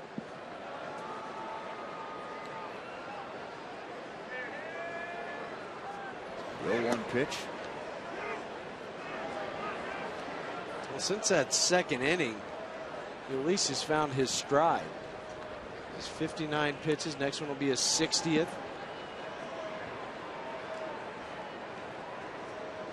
A 1-1 pitch. First home with another nice play. He'll flip it over to Chacin for the first out of the inning. Ouch.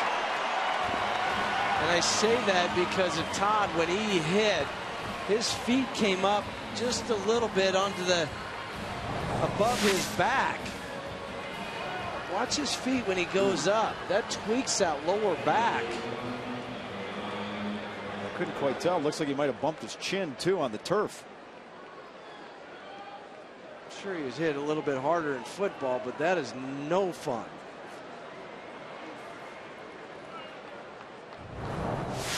Well, Chacin has retired 9 straight Padre hitters. We'll bring up Eric Patterson.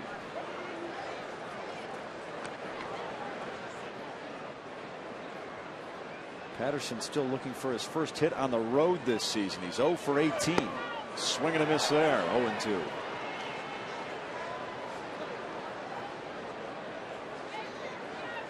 The advantage turns to the pitcher when the conditions start to get foggy and rainy.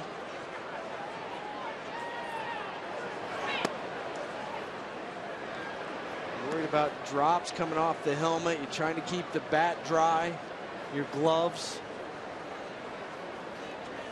Now the precipitation is picking up. There's the 1-2 pitch. Sort of fouled off. Fans, you can bike to the game tomorrow and park in the secure lot at 21st and Blake for your chance to win prizes. You want to ride in together Rockies, tomorrow? Yeah, let's do it. A tandem, or you just want to ride individually? Well, tandem sounds good. It's a long way from where we live. You want to start about 25th and Lincoln down there? Yeah. We'll drive downtown and bike. We'll meet about 3 a.m. We'll see if we can get here before tomorrow afternoon's ball game.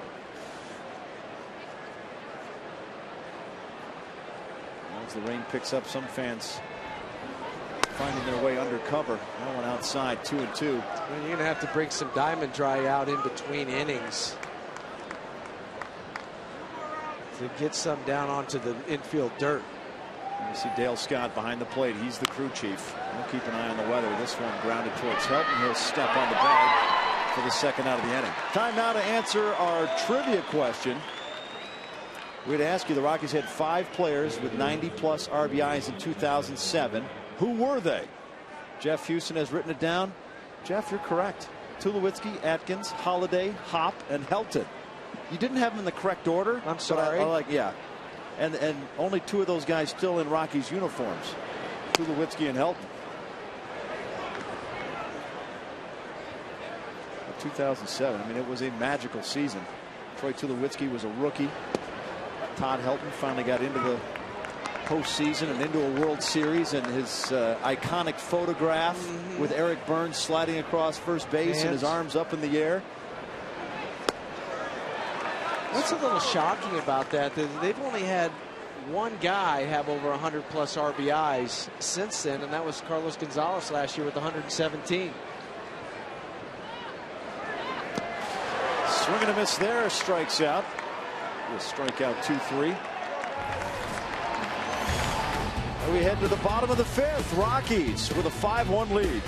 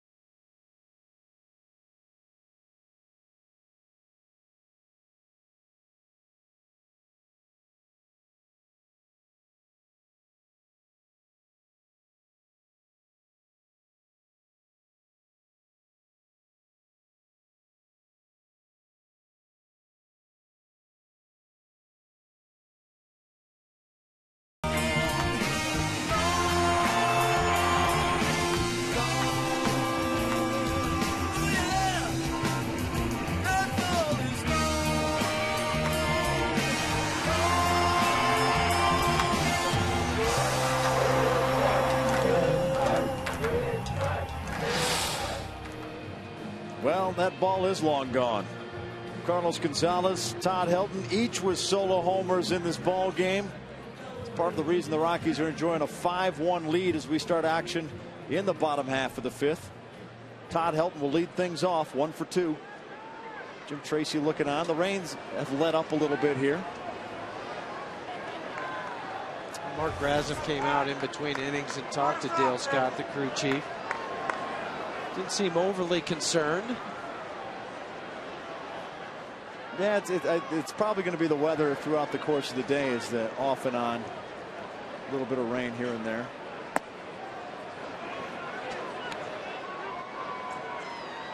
Todd Helton, he loves hitting in day games. 387, which is 7th in the National League this season. Time now for the Coors Light Cold Hard Blast. And it comes thanks to Todd Helton in the 3rd inning with a solo home run to dead center field. Helton's 5th home run of the season.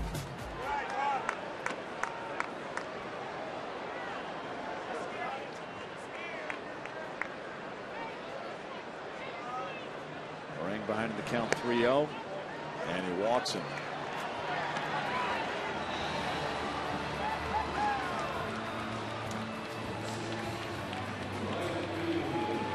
So that'll bring up Seth Smith, who's 0 for 2 on the day. Flew out to left back in the second, grounded out to second in the third. You see Bud Black. Yeah, but he could have had a hit in that first, or excuse me, in the second inning when Ryan Ludwig made the running catch down the line. Yeah. Seth Smith has robbed a few guys this season of extra base hits and had the favor returned in the second as Ryan Ludwig chased one down on a play where Tulowitzki was at first, rounded second, was halfway between second and third, had to retreat, get all the way back to first base. It's the 0-1 pitch. This one driven towards left. Ludwig giving chase. Is he going to get there? Nope, it's going to bounce over the wall. It's a ground rule double.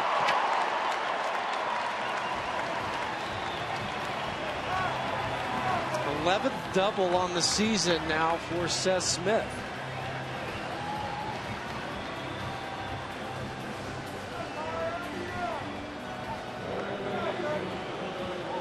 He's going to get Darren Balsley out, the pitching coach. Another look at the ball that was left up and away from Seth Smith. Not much extra movement in Seth's swing. He rocks back just a little bit, gets that foot down, and then just drives through the baseball.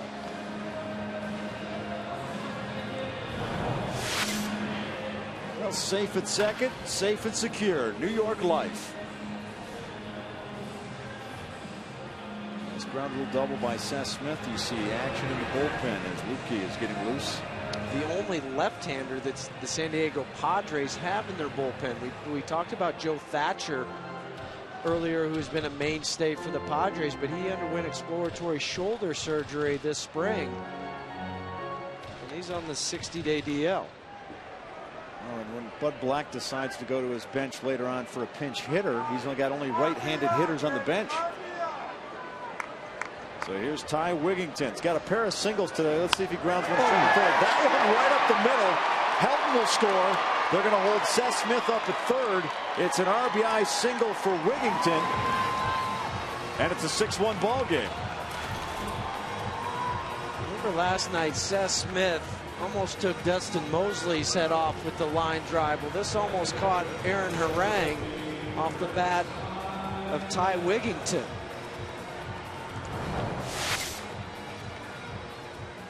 There's some balls that are coming up there and not working down into the zone, catching a lot of the plate, and that's what you're supposed to do with mistakes at the major league level.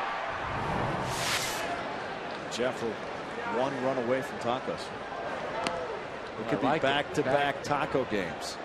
The good thing about it, tomorrow's a day game too, so we can. You can enjoy the tacos again tomorrow night. I'll buy tomorrow. You'll buy tomorrow. You get tonight. I got tonight. I'll get tomorrow. Okay. Well, let's get a couple more runs in just to make sure. We're an hour and 22 minutes away from tacos tonight. Iannetta drives one towards right field. Venable back, makes the catch. Seth Smith tags up. There'll be no play at the plate. That's the 7th run of the ball game.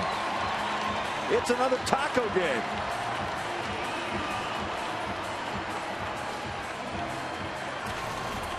We've got tacos. Fans, don't forget to go to your participating Colorado Taco Bell locations tomorrow between 4 and 6 p.m. and get your Rockies Taco Special. Now that's a steal. And Tom's buying. I'm buying for Jeff. Not for everybody. Well, that's going to be it for Aaron Harang today. Bud Black going to get Lupke out in the bullpen. 9 hits off Harang. 7 runs so far. Still an opportunity to add on to that with Wigington at first.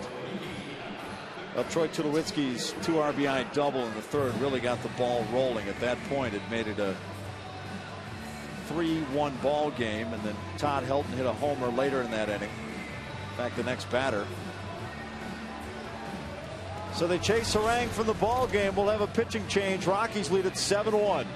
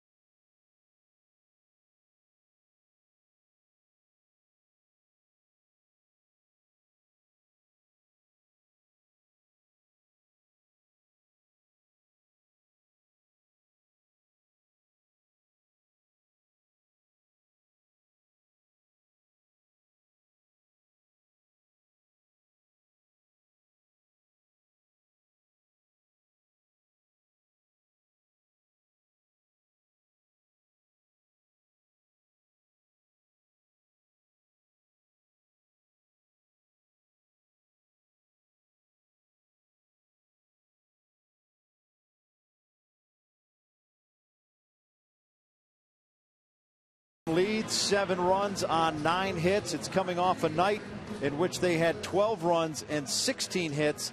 And this is the offense the Rockies needed and have been searching for over the last 2-3 weeks. But you're getting it, a lot of it, from the number 3 and 4 and 5 hole hitters, and that's why they're scoring the runs or the hits. Those 3 guys are combined 11 for 20, 3 home runs, 10 RBIs, 9 runs scored. It's pretty good. It's not bad. And that just helps everybody else then, because they have the opportunity, just like Chris Iannetta a moment ago, to drive in a run with the sacrifice fly. Well, Corey Lupke now into the ball game for the Padres. And he is not allowed a run in his last 10 outings, which covers 13 1/3 innings. Fastball, slider, changeup from Lupke. Scene showing bunt. Lupke actually made his major league debut last year in September in a start against the Rockies.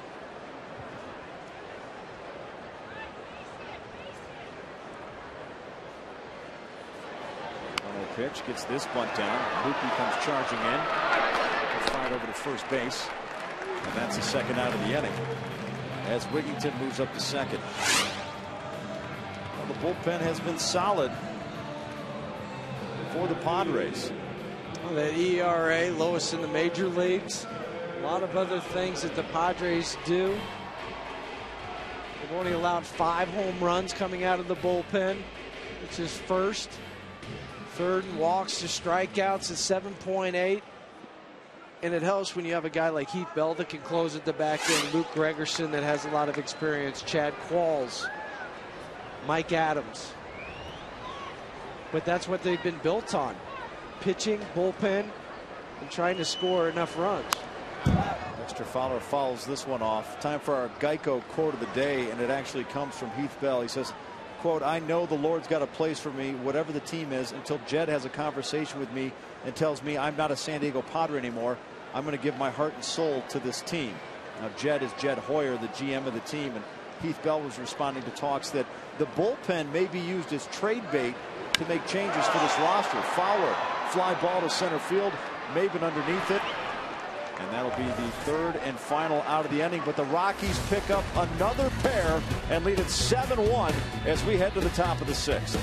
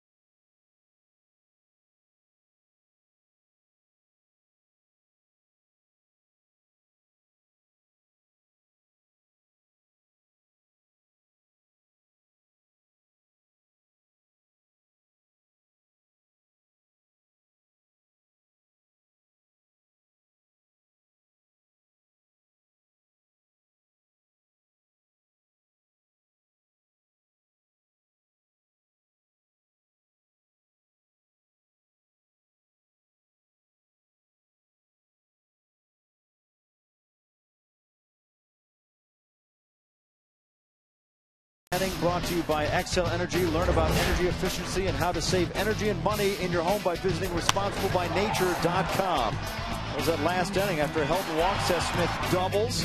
And then Ty Wigington with an RBI single that scored Helton. And then Chris Iannetta with a sac fly to right that scored Seth Smith. They get a pair in the inning. And they're out to a 7-1 lead. We start action in the top half of the 6th inning. Will Venable will lead things off.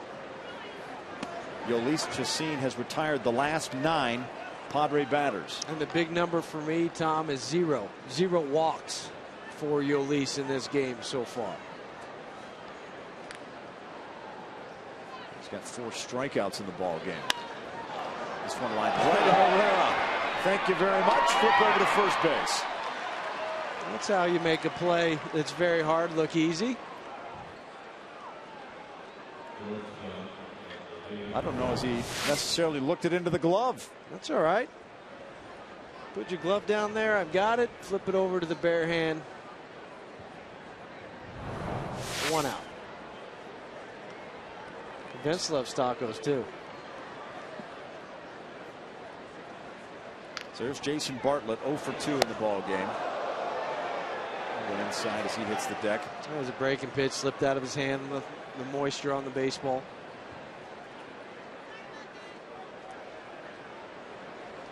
Somebody asked, why is there a Yoda doll in front of the Padres bullpen? That's a good question. Well, Every bullpen has something, though. A quirk. They have a backpack.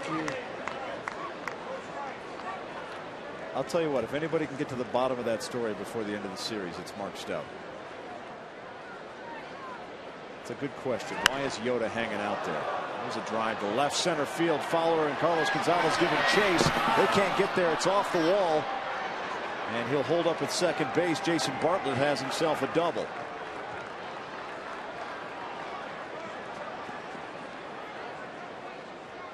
Just the 3rd double for Jason Bartlett. Fastball belt high. Classic swing from Bartlett. Kept the hands in, dropped that elbow, and hit it to the deepest part of the ballpark, right at the base of the wall. That's the first hit for the Padres since Kyle Phillips hit an RBI single with 1 out back in the 2nd inning. It is nice to see the Rocks getting hits throughout the whole lineup. And it's something Jim Tracy had talked about in his pregame press conference, saying how contagious hitting is. And conversely, that's what was happening before. They weren't hitting, and that's contagious as well. Teams go into collective tailspins offensively, and when they come out of it, everybody seems like they come out of it at the same time. This is Jorge Cantu at the plate. He came into the ball game in the 4th inning defensively. Chase Headley had rolled his ankle back in the 2nd inning, played with it until the 4th inning. And Bud Black told him, you know what, you take a seat. We got you covered, and put Jorge Cantu in at third base. It's the 1-1 pitch. Fouled off.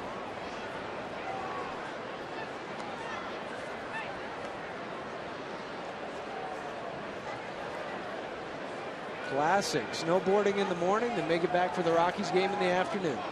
The perfect day. And some light jogging. I think you got the baseball. Yeah. And ran it back at full speed, back to his section. Here's the 1-2 pitch.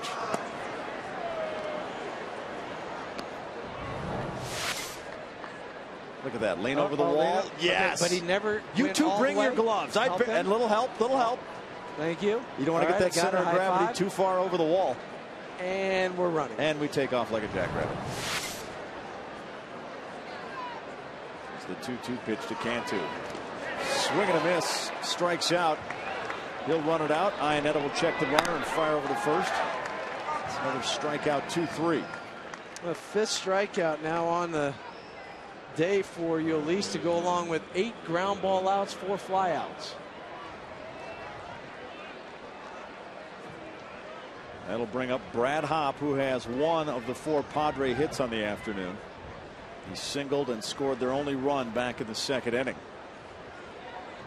Jeff Hewson, you are my hero. Go Pokes. Love Mrs. Hewson. Well, she's from Laramie. Krista. That was Krista.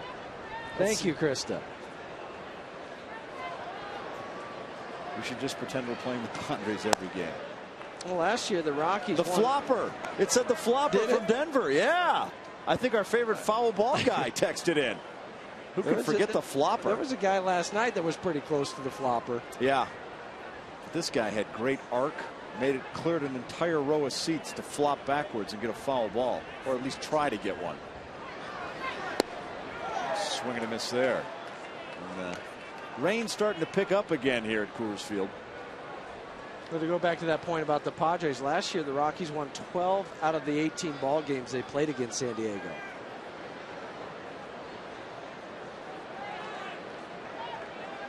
Somebody's saying Brad Hopp's facial hair looks villainous. Thin mustache. And I don't know what's on his chin. Here's the 1-1 pitch. He feels like it's making a difference offensively, so the facial hair is going to stay. See Jason Bartlett at second base. Well, we're staying warm and dry up here. Hope Mark Stout is.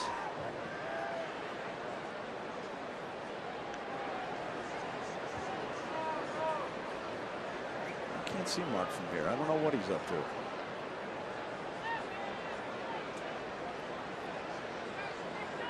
Here's the 2-1 pitch to Hop. Swing and a miss, 2-2. Yes. Chacin looks awesome today. His fastball command, which I talked about back in the first inning, has set up everything today. He's not scattering that all over the strike zone. Staying true to his mechanics.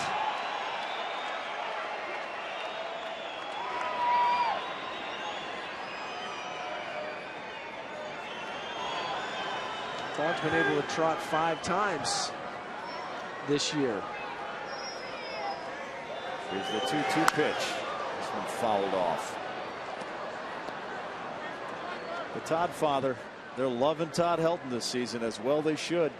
Well, after he ended the inning, you're wondering why he got a ball tossed to him. Because he usually tosses a ball up into the stands for a fan, and then he gets a new ball for next inning. So when they go out to take the ground balls in between innings, he's got a fresh ball. So that's why you saw that. Wyoming loves the Rocks. And he strikes him out, a called strikeout. Brad Hopp not happy. Strike out you will. That's what Yoda says. It's 7-1.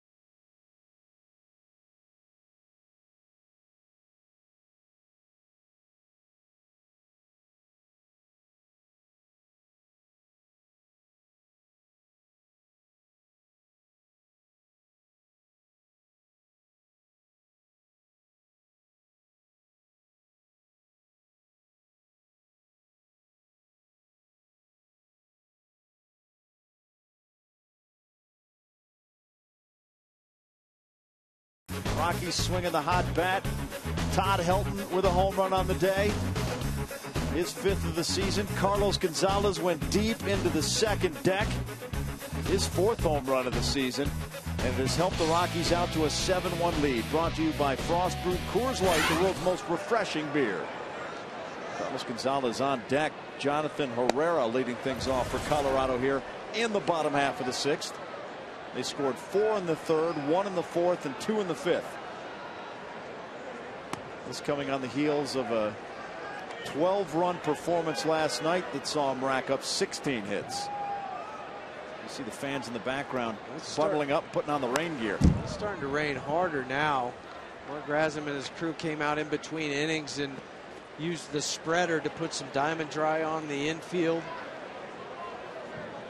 You have to just keep an eye on the mound next. You can see him pouring the diamond dry into the wheelbarrows there, getting ready to take out here for the next half inning. And this group does a great job of keeping this field playable. There was a game last year, I think, against Washington, where they were out there every half inning, the entire ball game. Fly ball to right field. Put away by Venable. Think about how dry this winter has been down here to have this field look like it does, and then you get 2+ inches of rain the other day.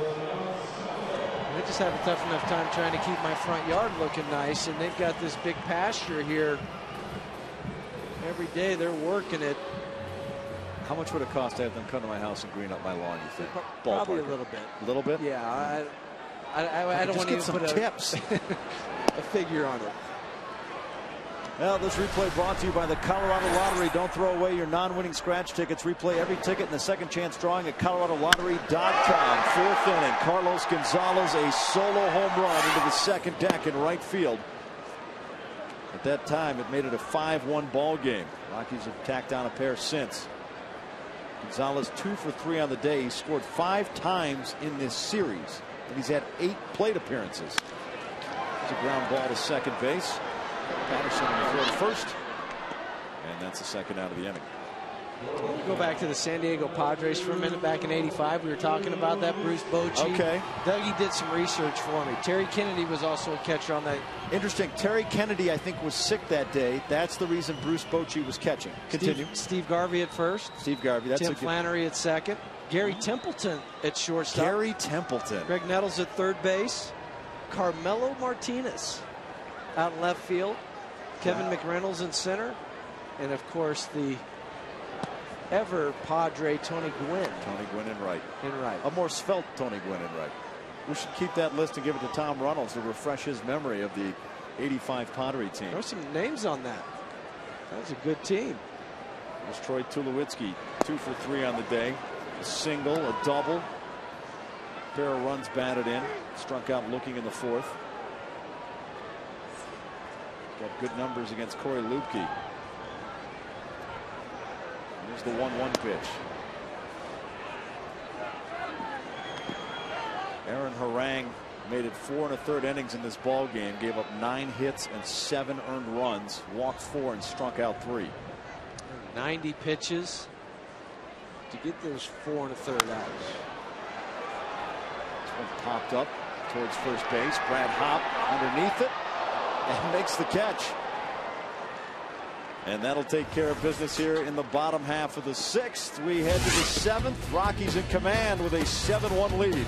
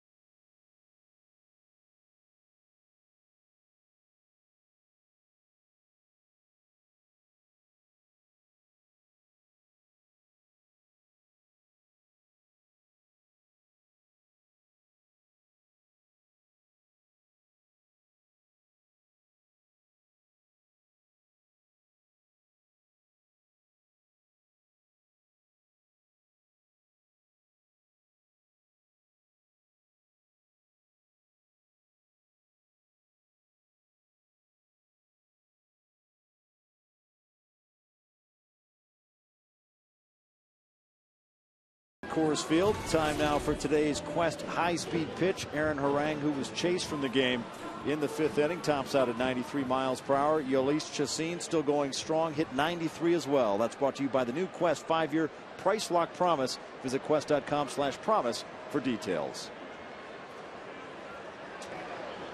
Tom Helmer, Jeff Houston, and Mark Stout with you here at Coors Field. Rockies have had 9 hits this afternoon behind those 7 runs. Jhoulys Chacin has been great on the hill. He faces Cameron Maybin to lead things off. Maybin 1 for 2 with a single. As we start the 7th inning for Jhoulys, he's gone at least 6 innings in 7 out of his 8 starts this year. He's retired 14 of the last 15 in this ball game. And the only time he did not was back on April 22nd, the game down in Florida, where he only went 5. Florida really feels like where the offensive struggles began. That was a tough series for him. They couldn't get runs across. Ubaldo Jimenez had a start in that series where he gave up 1 hit in the ball game, and it was a bases loaded triple. Well, remember, they almost got no hit. Almost got no hit, yeah. And it seemed from that point on, collectively, they had their struggles. There's a strike. We'll make it 3-1. And as of last night, they've all come back as a group, hitting strong. And you knew they would. It's just a matter of when. Yeah. And we kept saying when. Seemed like for a number of days in a row. 3-1 pitch down the middle, and it's 3-2. You see Ty Wigington.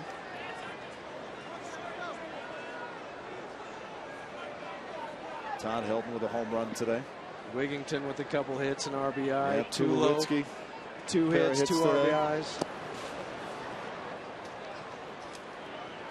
Well, as Maybin draws a walk, let's check in with Mark Stout. Mark. All right, guys. Dave Roberts, first base coach. They were with Cameron Maybin of the San Diego Padres. Great leadoff hitter. And I talked to Jim Tracy about him because in 2002, Jim Tracy was the manager of the Dodgers when that guy stole 45 bases and really was the spark plug for that team that Jim Tracy led. He said he was the consummate professional, great leadoff guy. And I said, can Dexter Fowler get to that level? He said, I don't know if he's got that speed. But when Dexter, and you guys were talking about this, can get out of the box a little bit quicker, and Jeff, learn how to bunt like Dave Roberts did, as this is in the hole for a hit, then maybe Dexter will get to that level. He thinks he can because of his athletic ability. He said that Dave Roberts spent nights with Maury Wills to perfect bunting and base running, and maybe Dexter Fowler gets to that point, Jeff. But bunting, and I said it last night, easier said than done, right? Well, it is because they're 2 different styles. Dave Roberts a little bit shorter than Dexter Fowler. Dave Roberts probably listed at about 5'8" or 5'9". Dexter's going 6'5". So different body types, but yeah, he should be able to drop down a few more bunts. But Dave Roberts in his career, 80% base stealer, 243 of 301. And during that time when Dave Roberts was stealing all those bases at 80%, the major league average was just 70%. Well, Ryan Ludwig had the single. There's runners at first and second now. Nobody out. Jhoulys Chacin has thrown 96 pitches so far, and it looks like there's going to be action in the bullpen. Matt Lidstrom just got up out there, getting the arm loose.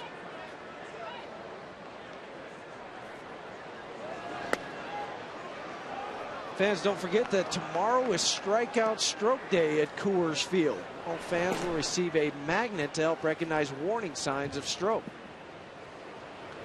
It's Matt Lidstrom getting loose in a hurry out there. As Chacin closes in on 100 pitches. Here's a ball. 2-1. Rain starting to fall a little bit harder here. Reminds me of when I played in Seattle. This is a Seattle day.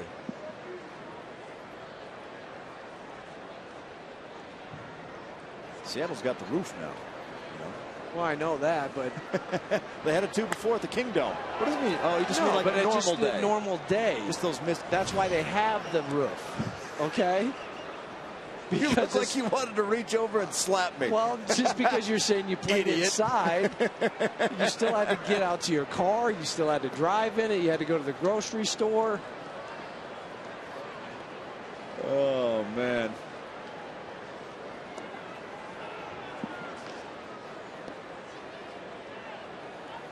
Two and two the count to Kyle Phillips. You crack me up, Huey. Here's the pitch, and it's 3-2. So now Chacin in danger of walking Phillips and loading the bases. Eric Patterson currently on deck. Well, Lindstrom is going to be ready.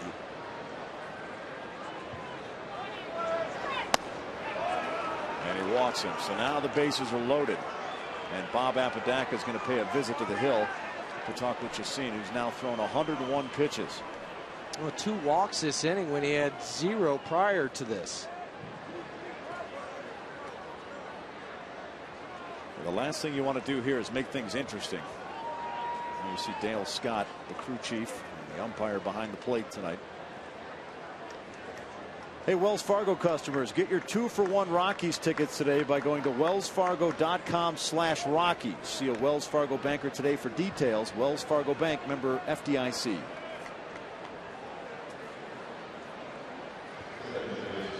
A career with the bases loaded, 333 and 1 grand slam. You got Maben at third, Ryan Ludwig over at second, Kyle Phillips at first. The Padres, though, as a team, sit 226 with the bases loaded. This is Eric Patterson's first plate appearance with the bases loaded at the major league level. And you've got Chris Denorfia on deck now, who is the Padres' best pinch hitter, getting loose.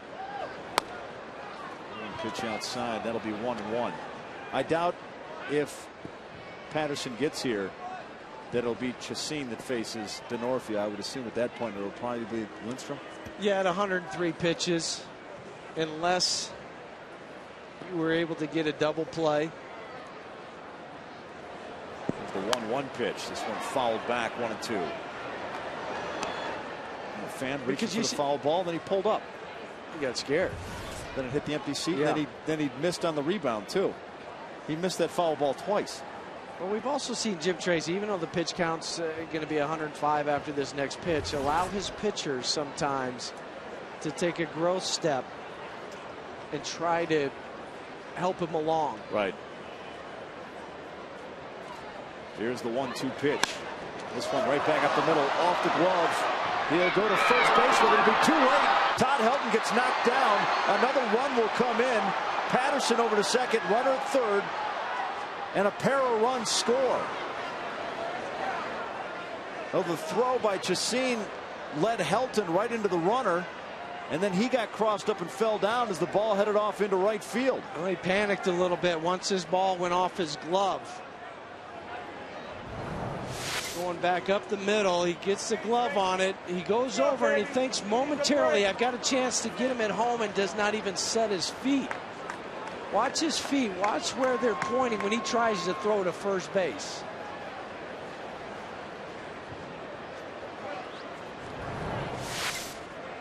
And because of that, now Jim's got to go to that bullpen and get Lindstrom. We'll go to break. That'll end the day for Jhoulys Chacin. Rockies hanging on 7-3.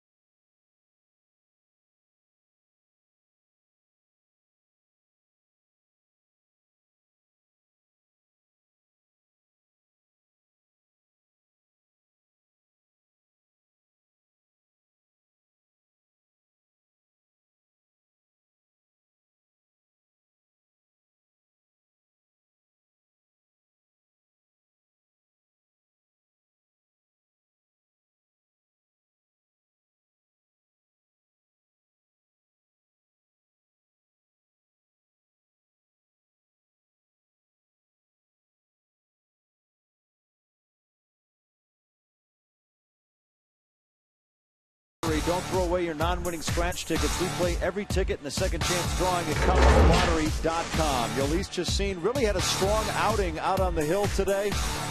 Gave up a couple hits early, gave up a run in the second inning. After that, it was almost shut down baseball until the seventh inning, as a couple runs have crossed. Yolis Chassin doing his part to get deep into this ball game, and Matt Lindstrom will take over on the hill now with runners at second and third. Chris DeNorfia will be in to pinch hit. And when it comes to pinch hitting, DeNorfia has been standout this season for the Padres. He's batting .333, 5 for 15.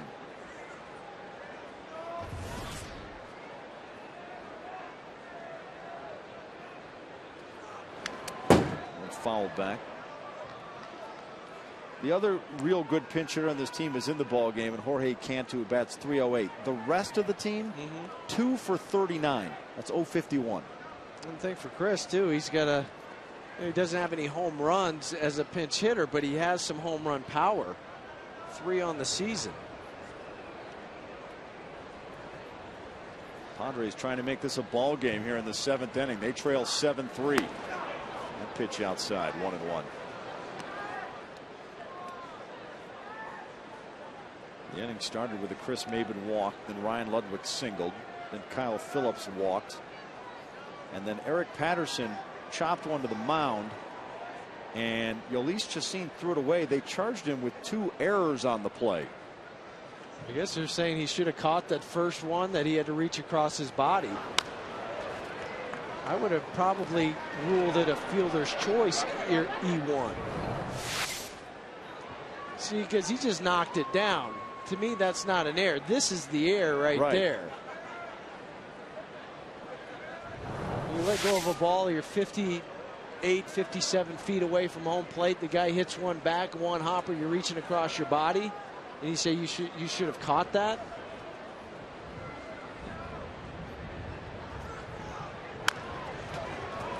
Grounded towards third. Wigington comes in, bobbles the ball. A run will score, and DeNorfia is safe at first.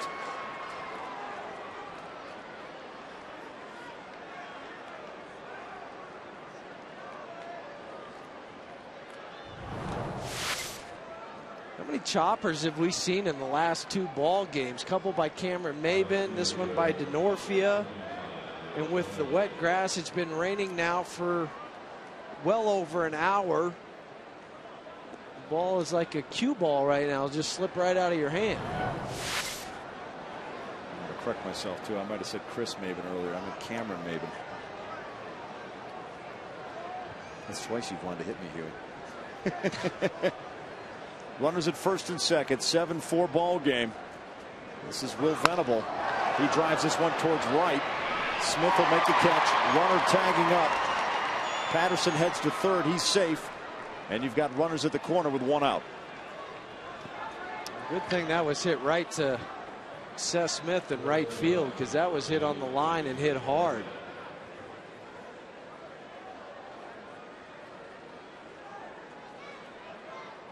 Matt Reynolds getting loose in the bullpen.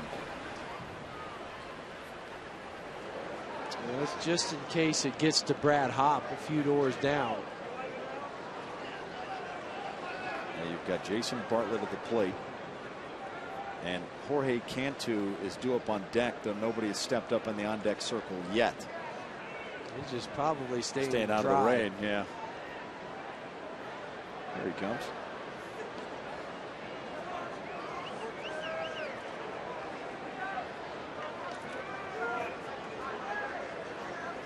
Lindstrom throw to first. DeNorfia back.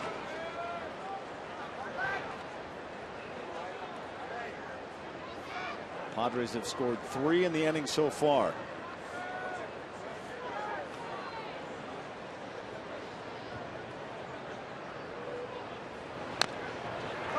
Fouled back. 0-1. Matt Lindstrom had his season-long 13-inning scoreless innings pitch streak snapped against the New York Mets when Beltran hit a 2-run homer off him. was a streak that had begun back on April 6th against the Dodgers. It's tied with Jason Hamill for the Rocks' longest scoreless streak this season. This one driven to right field. Seth Smith will make the catch. Patterson tags up, coming home, he'll score, and it's a 7-5 ball game.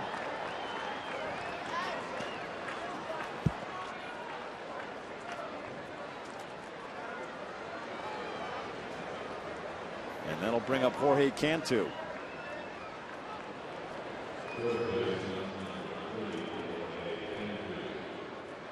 Cantu came into the ball game defensively in the 4th inning. Chase Headley had rolled his ankle in the 2nd. Cantu 0 for 1 on the day, struck out in the 6th inning. Just the 2nd time he's faced Lindstrom in his career. Did get a hit off him last time.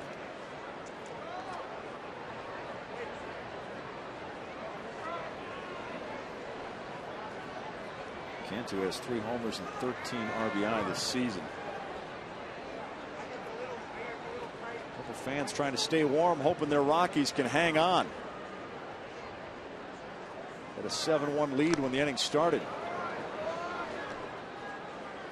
Denorfia had 2 stolen bases at first base. He has been caught 3 times.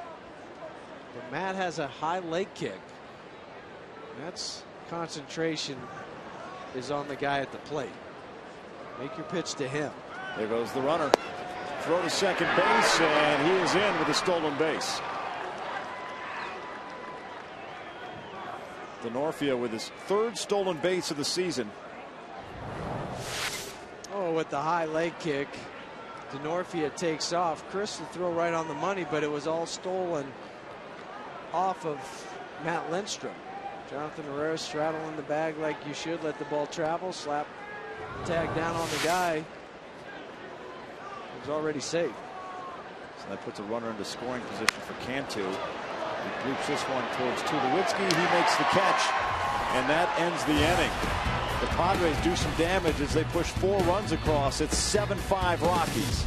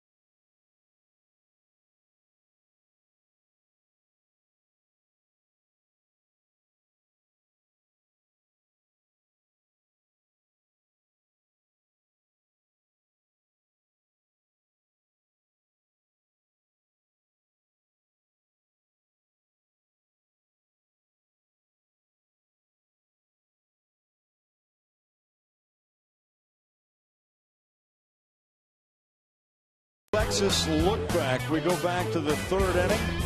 Troy Tulowitzki really getting things started with a 2 RBI double. Carlos Gonzalez had the RBI single to get it started. And then it was Troy Tulowitzki with the 2 RBI double. At that point, it made it a 3-1 ball game. And then Todd Helton had a solo home run to dead center field, his 5th of the season. It was a 4-1 ball game at that point. Then in the 4th inning, Carlos Gonzalez, solo home run into the 2nd deck in right field, his 4th homer of the season. Rockies led by as many as 6 It was 7-1 when the 7th inning started. Padres have pushed 4 across in the inning to make it a 7-5 ball game. And Luke Gregerson now on the hill for the Padres as we start action in the bottom half of the 7th. He'll face Helton, Smith, and Wigington. The 20th appearance on the season for Gregerson. He was a workhorse last year. 80 appearances for the San Diego Padres.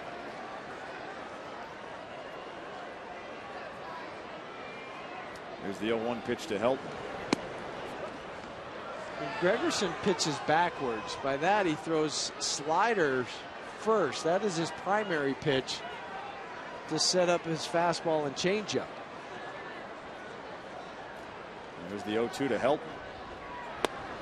There's a ball. Gregerson wasn't drafted out of high school or when he was eligible after 3 years of pitching at Chicago's St. Xavier University. He was thinking he'd become a lawyer. He took the law school admission test after graduation, and then he changed course when the Cardinals selected him in the 28th round of the 2006 draft. There's the 1-2 pitch. Of the 4 runs scored in the 7th inning by the Padres, 2 of those unearned. They only had 2 hits that whole inning. 2 walks, 2 errors.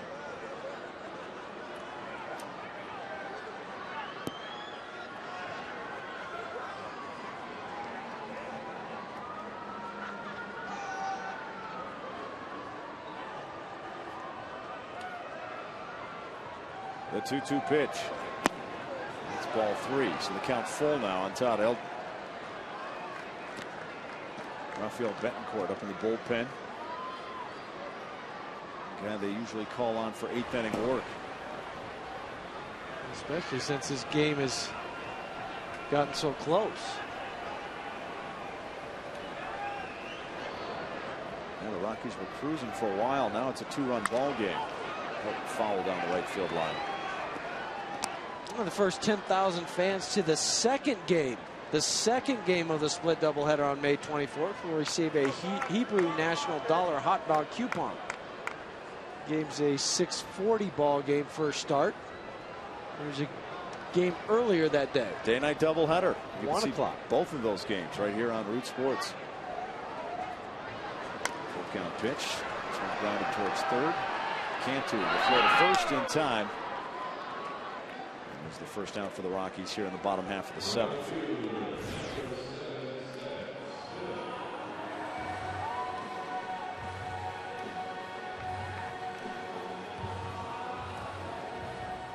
So now Gregerson will face Seth Smith, who's 1 for 3 on the day, doubled and scored a run back in the 5th inning.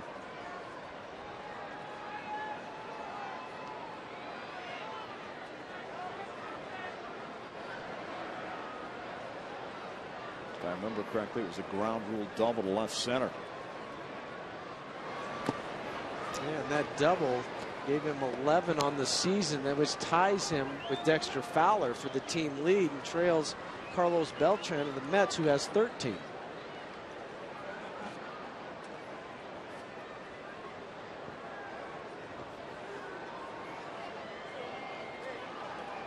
Here's the 1-0 pitch. On a ball. Well, Gregerson, a guy who likes muscle cars, old cars. Bought himself a 1967 Chevy Camaro, and he had searched for a while to find it, and finally found the perfect one. It was black with black interior. Bought it, had it shipped to spring training. Gets in his new ride, doesn't start. No, the starter went out. Oh, so he had to change the starter on it, and I think the carburetor, but now he's got it going, and he says he won't put it through a car wash. He doesn't trust the machines. He hand washes it. It's the 2-1 pitch. Did he go around? No. So it's 3-1.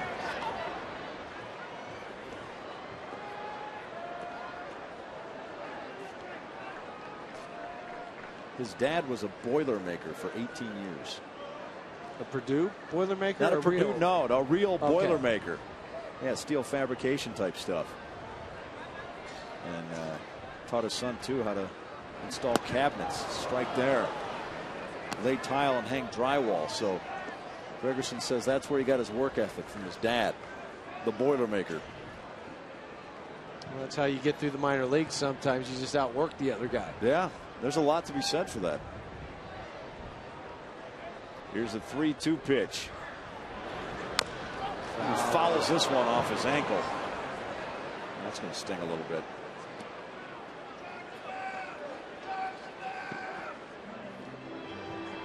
One guy who probably knows how he feels is Dexter Fowler. Well, Dexter's was off his knee. This one's going to be right off Seth's instep.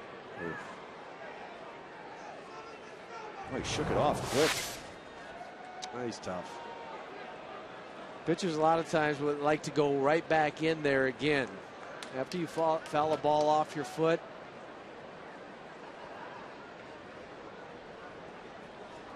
They thought about it. The payoff pitch, this one lined right to Patterson, and that'll be the second out of the inning.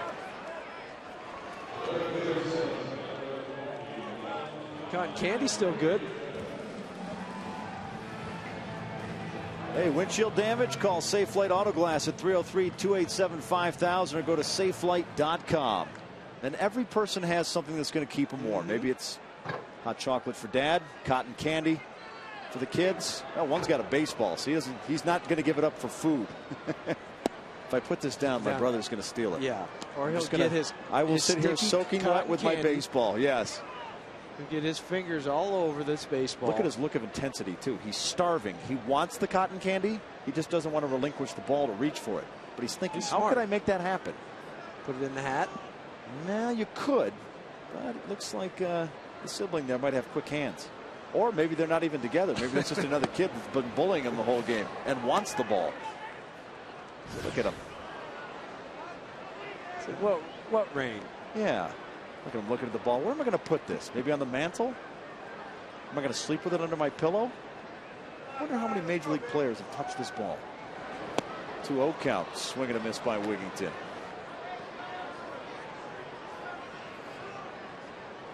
I got a batting practice ball once at Tiger Stadium. Still have it. But you look at it, you look at the dirt on it, you're like, that was on the field. The 2-1 pitch. Wigington grounds this one towards first. Gregerson will cover. The throw in time.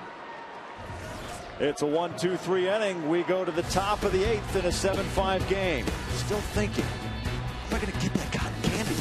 How?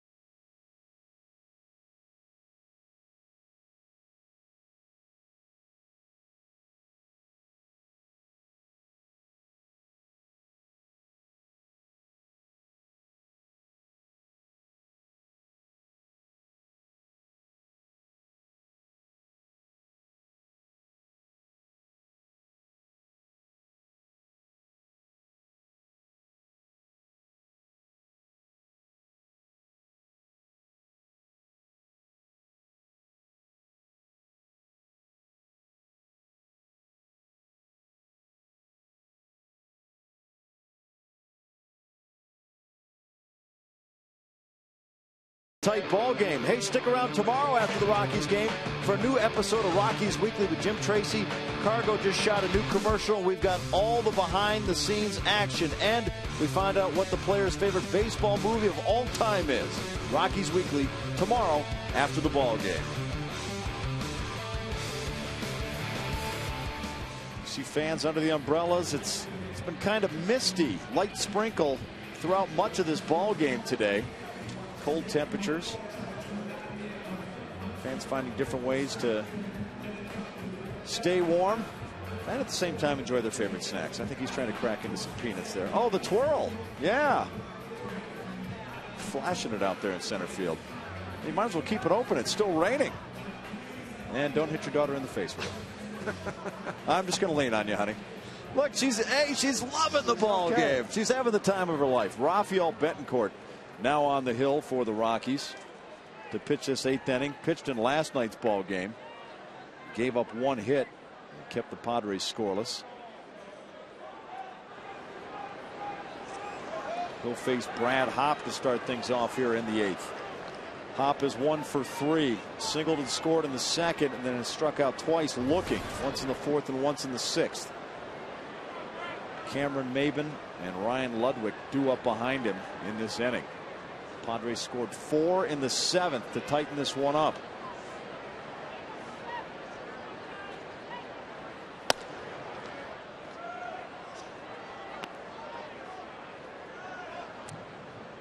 That's unique. Well, you know what? You can see the zipper. He wore it just as a sweat jacket with a hood. Then when the temperatures really started dropping, he's prepared. You go Skeletor.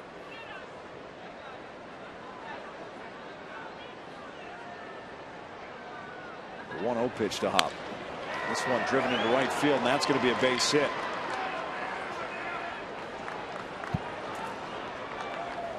And things are getting to be real interesting out here. They are, and it goes back to that last inning, and you at least walking a couple guys and throwing the ball away. You give them momentum in the Padres dugout, give them a little life. Now you have the tying run come to the plate.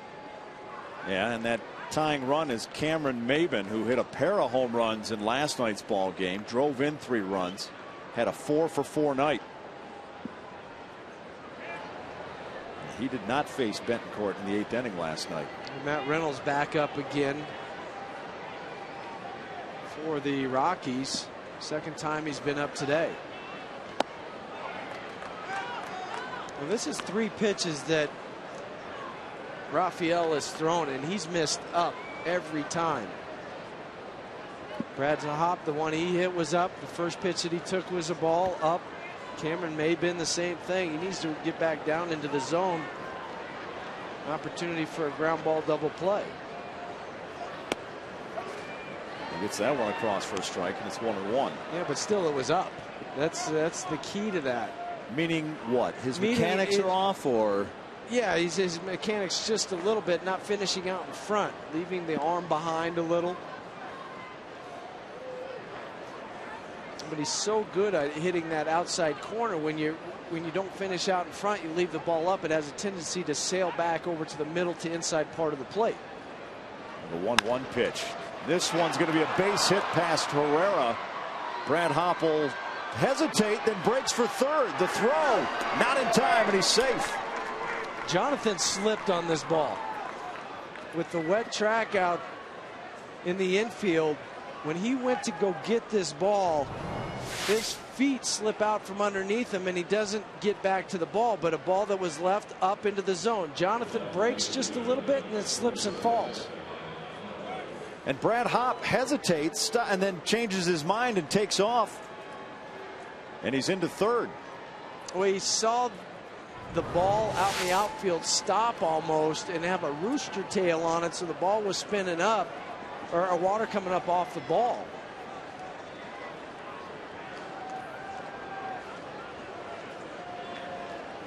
All right, now with Maben over at first, an opportunity for them to try to steal a base, the Padres, and get another guy into scoring position. You've got Ryan Ludwig at the plate.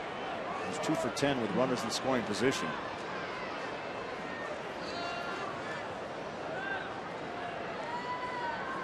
Actually, San Diego today 2 for 10 with runners in scoring position.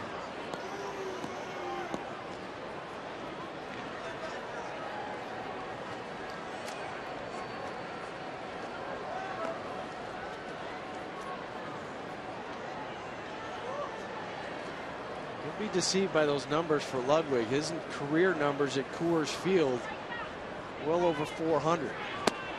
He's a .229 hitter with runners in scoring position. You got the tying run at first base, nobody out, runners at the corner. Ludwig's 1 for 3 in this ball game, singled and scored in the 7th inning, a 7th inning that saw the Padres score 4 times. Betancourt has given up 2 straight singles here in the 8th.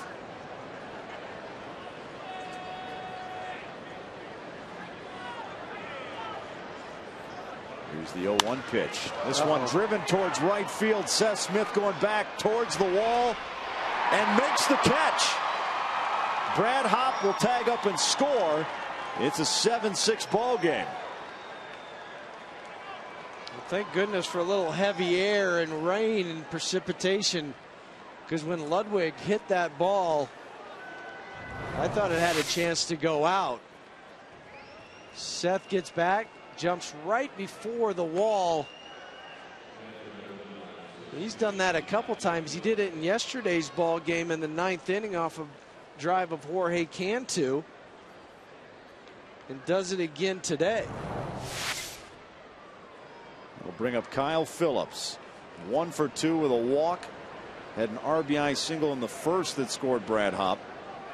Walked and scored in the 7th.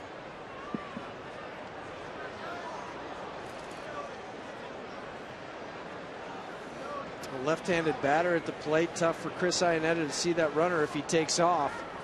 You have to rely on somebody yelling, "There he goes."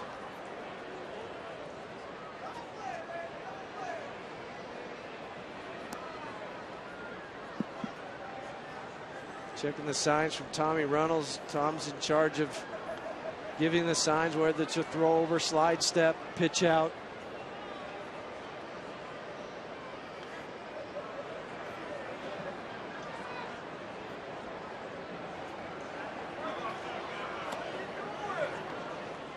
Can you become too concerned with the runner at first? Yeah, you can. With Rafael Betancourt, I wouldn't worry about it as much because he's a veteran guy who's been out there a number of times in these situations. Younger guy, when you start to think too much of that runner at first base, now they just call the balk. Now, this is the 3rd balk in the last few appearances for Rafael Betancourt. Remember down remember the game in Arizona, he kept going to his mouth. So those and were just 3 balls. different times in that ball game they called balls against him. So now you've moved the tying run into scoring position at second base. Okay, he's on the rubber right now. Oh yes, that's an easy call. He's starting to come up and then stop and then start it again.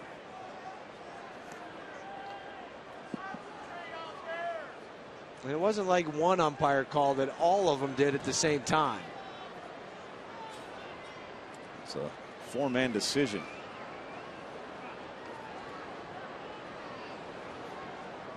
So now Maben at second base. There's the pitch, swing and a miss. And in all this time, that's the first pitch thrown to Kyle Phillips. He's been standing there while they've tried to keep Maben in check.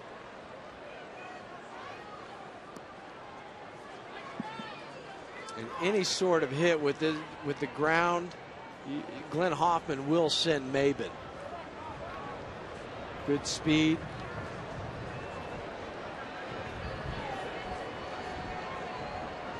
Here's the 0-1 pitch. And a strike, 0-2.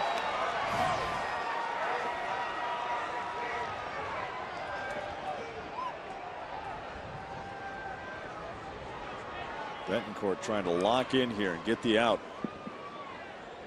He's got a couple guys down at the bottom of the order with Phillips and then Eric Patterson, the number 8 place hitter, to do it.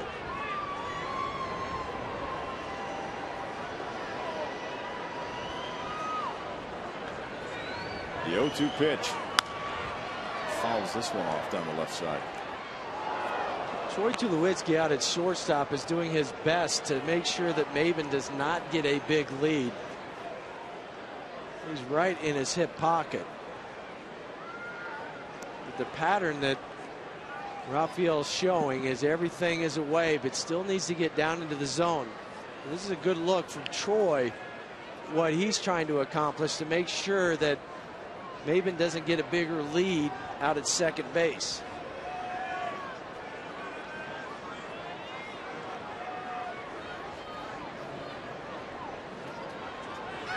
The 0-2 pitch fouled off.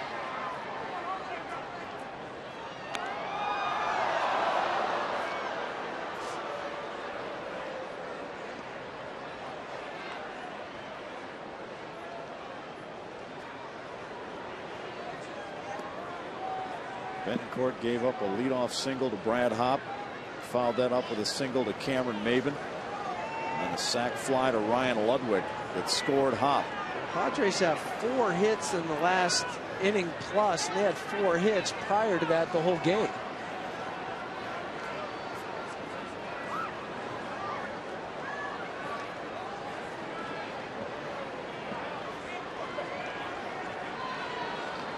See Raphael Betancourt banging his cleats on the rubber there, trying to knock some of the mud off.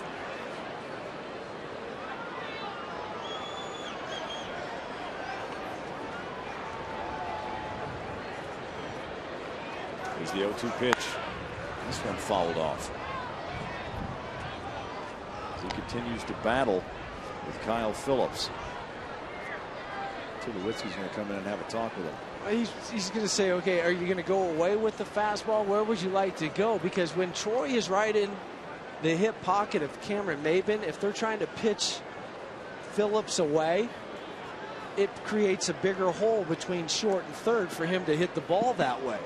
He just wants to know where he needs to be defensively. Yes, once that pitch is started to deliver, he needs to be able to scoot back into a more normal position so he can have a little bit bigger range.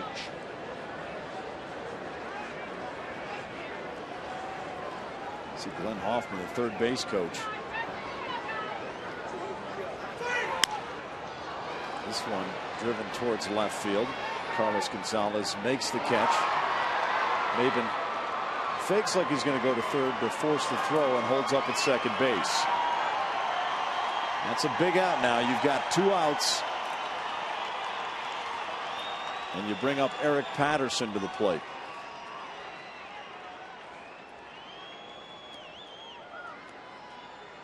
Patterson in the 7th inning had a line drive shot right back to Yolis Chacin.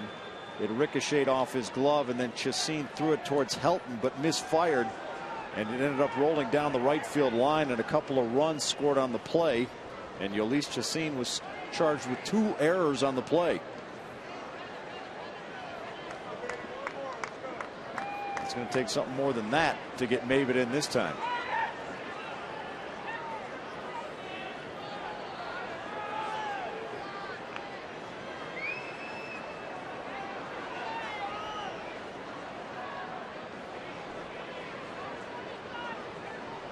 Roberto Gonzalez has come up to the on-deck circle for the Padres.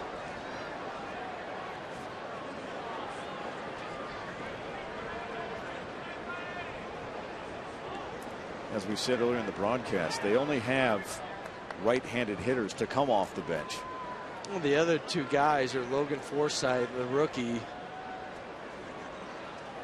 who doesn't have many at-bats at all at the big leagues, just 6 prior to this, and Rob Johnson, the backup catcher.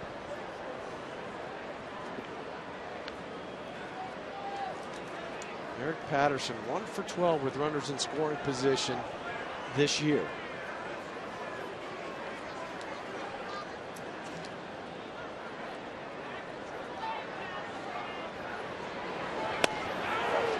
And that was a strike. He puts one in there at 90 miles an hour.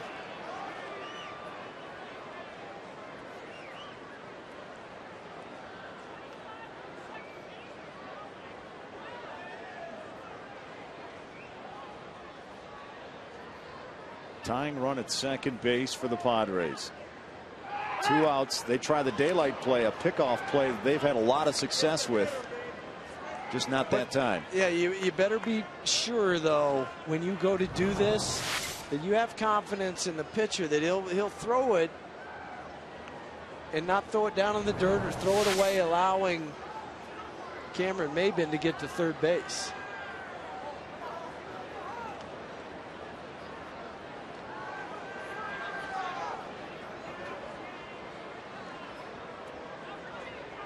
The 0-1 pitch to Patterson. This one right back up the middle. Maben rounding third. Throw to the plate by Fowler. Not in time, and we've got a tie ball game. An RBI single by Eric Patterson has knotted it all up at 7 as the Padres have scored 6 runs in the last 2 innings.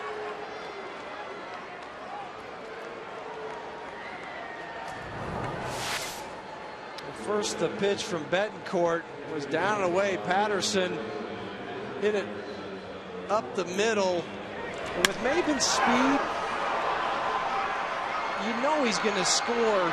You have to make sure that you keep that winning run now off of second base, but they allowed Eric Patterson to go to second on the throw.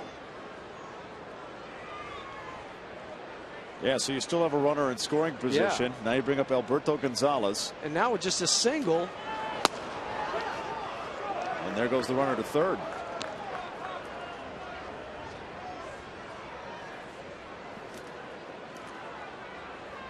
A single for sure scores him, but now you're more concerned about a wild pitch, ball in the dirt.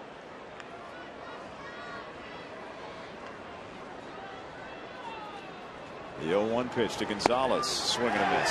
0-2.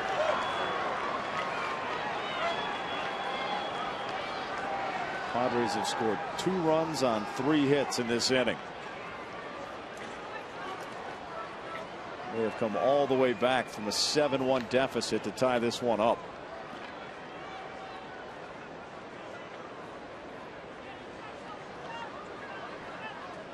The 0-2 pitch.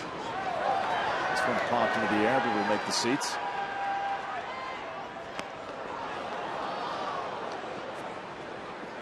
A lot of empty space over there. A lot of fans have moved up under the cover there to stay out of the light rain.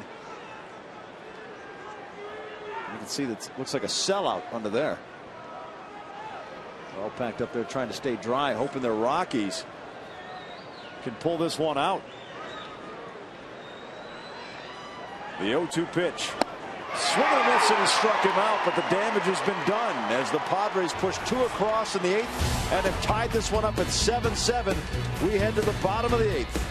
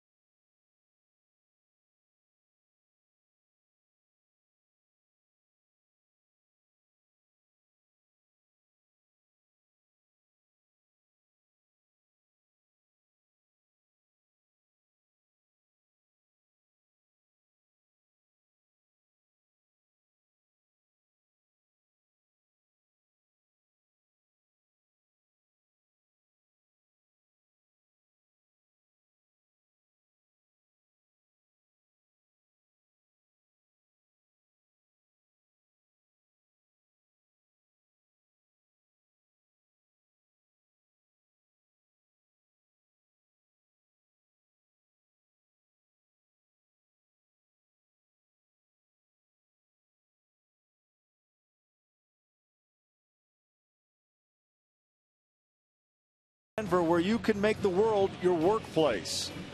Now, Todd Helton had a home run in this ball game, which tied him with Don Baylor for 89th on the all-time list. The Rockies 3, 4, and 5 hitters the last 2 games, 11 for 24. The Rockies looked like they were going to run away with it, had a 7-1 lead. The Padres have responded by scoring 4 in the 7th and 2 in the 8th to tie up this ball game. Alberto Gonzalez, who came in to pinch hit in the 8th, stays in the game at second base. And Mike Adams now on the hill for the Padres. He has retired 53 of 62 total batters faced this season and has issued just 2 walks. And a batting average against for Adams just at 119. See Houston Street getting loose in the bullpen. Chris Iannetta leads things off. Alfredo Amezaga is on deck, ready to pinch hit in the pitcher's position.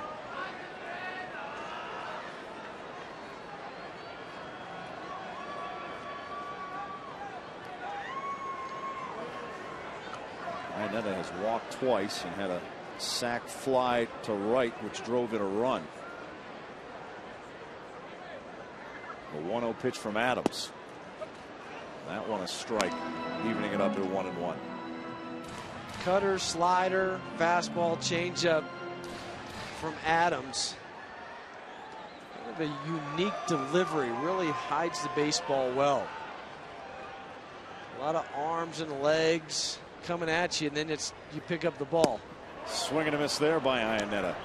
What does this do to you as a team in the dugout when you had a 7-1 lead and now you look at the scoreboard in the 8th and it's a tie ball game? It makes you worry a little bit, quite frankly, because you had a 6-run lead.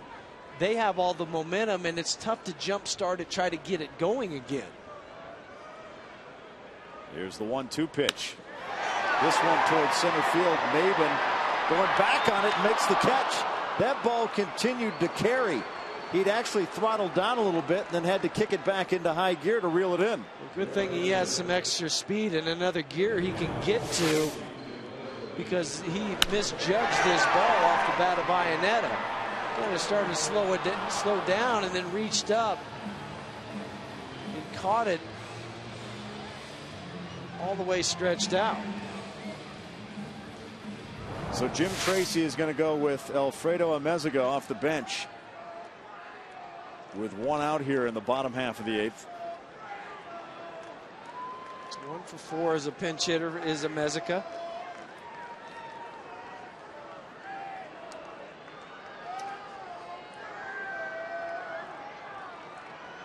Adams has been tough this season. It's a ball. I would make him take off that yellow band that he has right above his glove, because he's got a dark glove, blue sleeves, and then you see this yellow strip right on his glove. You see it right there. I'd make him take that off. There's the 1-0 pitch. Amezaga drives it to center. Maben coming in and makes the catch, and there's 2 away. And fans, you can be at Coors Field May 16th and 17th. That's Monday and Tuesday on the Rockies as they take on the San Francisco Giants. The Giants are in Chicago. They play tonight and then tomorrow before they come in here to Coors Field. With the song Poison playing by Belle Biv DeVoe can only mean one thing. Dexter Fowler up with 2 outs in the 8th. Fowler looking for his first hit of the day, 0 for 3 with a walk. He did score a run in the 3rd inning.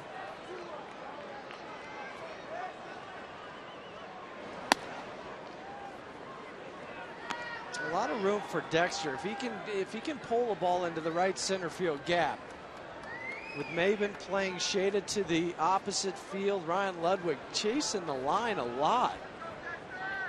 So really even left center or right center. There's room out there. On a strike, evens the count at 1-1. 92-mile-an-hour fastball.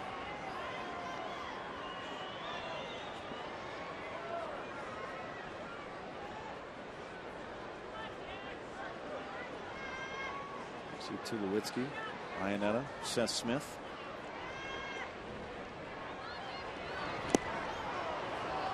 Swing and miss there by Fowler, 1-2. is the first start for Dexter Fowler since he fouled a ball off his kneecap back on Tuesday. He's been in a couple of pinch hit situations since that time. He's facing a 1-2 count here against Adams. And they're going to get him called on a third strike. Well, we head to the 9th inning. We have a tie ball game here at Coors Field, 7-7.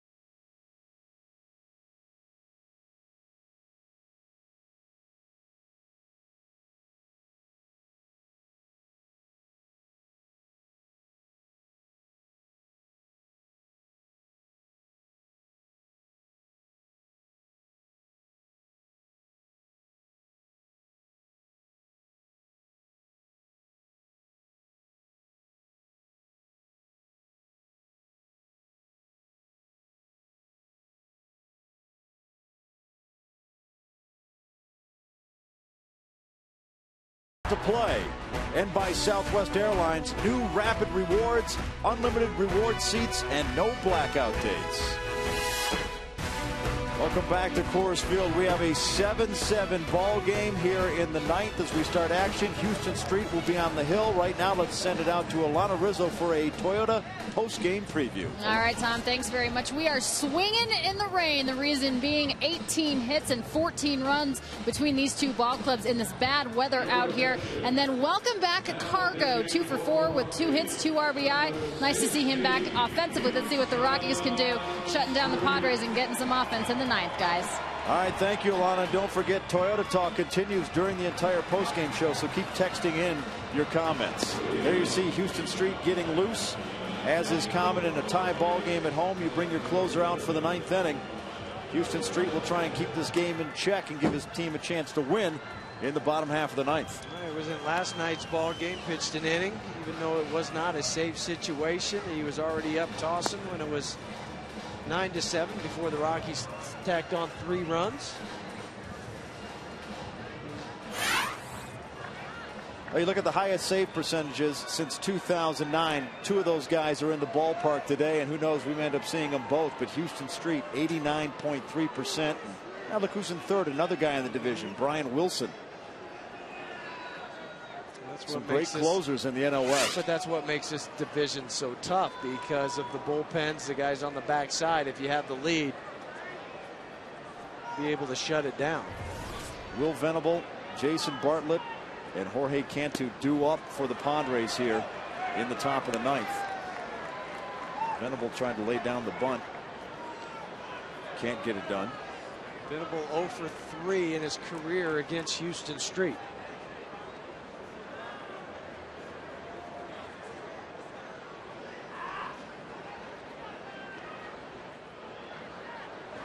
The 0-1 pitch, swing and a miss, strike 2. He's a day late on that fastball. Well, the gun showed it at 88 miles per hour. Street quickly ahead, 0-2.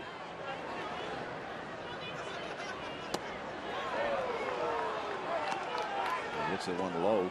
It'll be 1-2.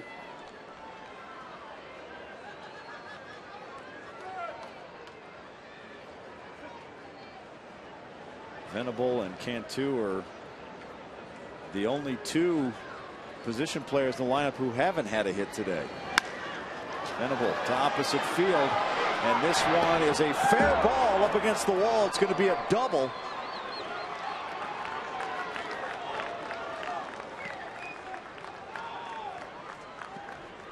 And the Padres get the top of the 9th started just the way they wanted. We'll take a look where this pitch was. Not even on the forward strike zone, off, but Venable able to cover it because of his long arms And how tall he is, just poked it over to left field.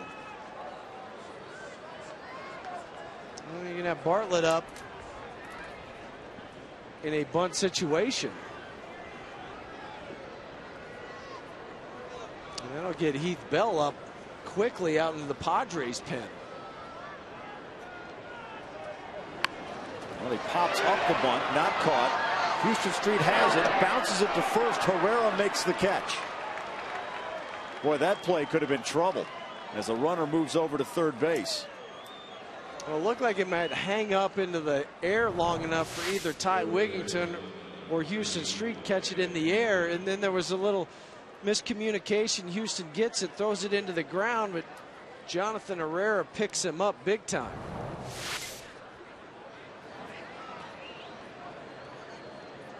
There'll be discussion at the Hill as they get their game plan down. Jorge Cantu will be up. He's 0 for 2 in the ball game. Struck out in the 6th. Popped it up to Tulowitzki at short in the 7th. The Rockies will play the infield in, of course, with the winning run at third base. A deep fly ball is all they need.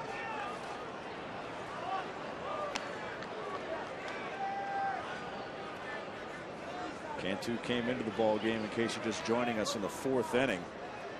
Chase Headley had rolled his right ankle in the 2nd inning, played with it for a while, but they decided to pull him in the game in the 4th and put Cantu in.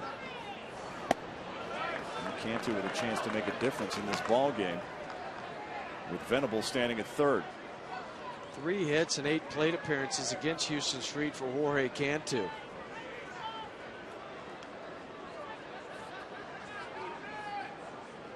The 2-0 pitch. Swing and a miss for a strike.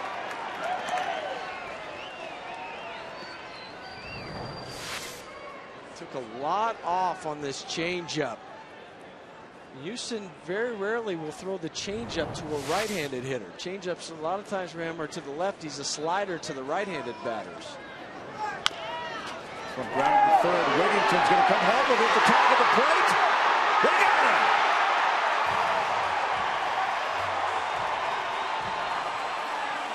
Wigington fired home to Iannetta. Iannetta puts down the tag on Venable. They call him out, save the run. Wow, what a play from Wigington. Wet ball down the line. By the time he gets it, he has to throw it around the base runner.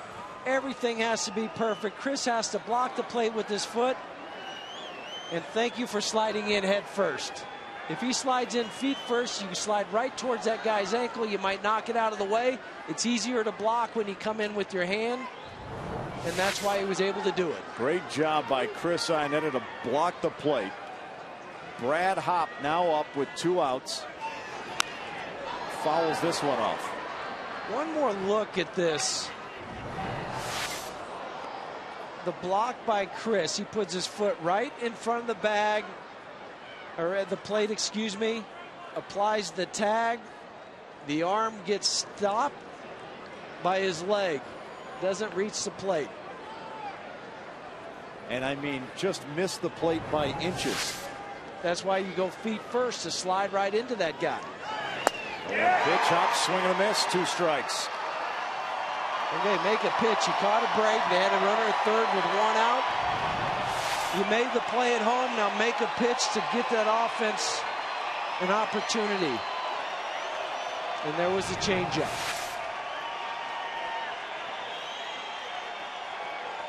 As our fan, he doesn't care about being wet. He's got his baseball. He just wants to see the Rockies pull one out. Here's the 0-2 pitch to Hop. I'll throw this one high. Almost look like a pitch out type pitch. I don't think Cantu would be running. Go back to the changeup? I would. Something away from Hop, though. The 1-2 pitch. And he misses for ball 2. So the count now even at 2-2. Hop 2 for 4 on the day. He's got a pair of singles, scored a pair of runs, and has struck out twice.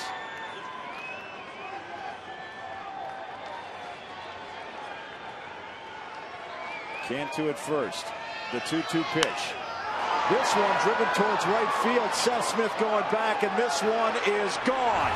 A 2-run homer for Brad Hopp, and the Padres have taken a 9-7 lead.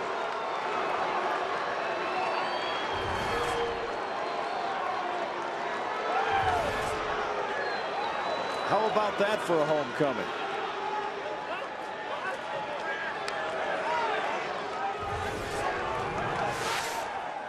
Wanted to change up down and away.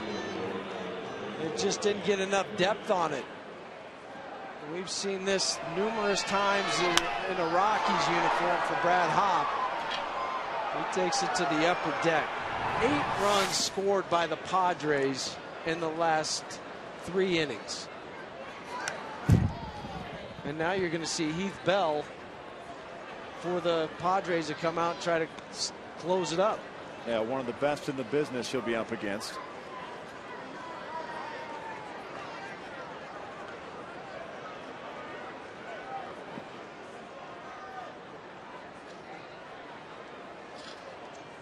This is Cameron Maben. 0-1 pitch.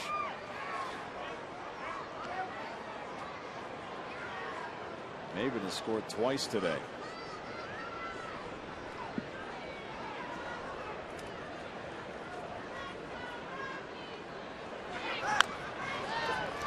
Fouled off. That home run for Brad Hopp was his 61st career homer at Coors, which puts him 7th all time for home runs at Coors Field. Of course, number 1 on that list, another guy that has homered today, Todd Helton.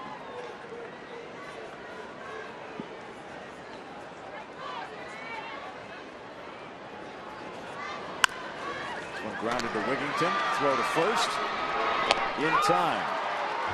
We head to the bottom half of the 9th. Brad Hopp with a 2-run homer has made the difference as the Padres lead at 9-7. Herrera, Gonzalez, and Tulowitzki due up in the bottom half of the inning.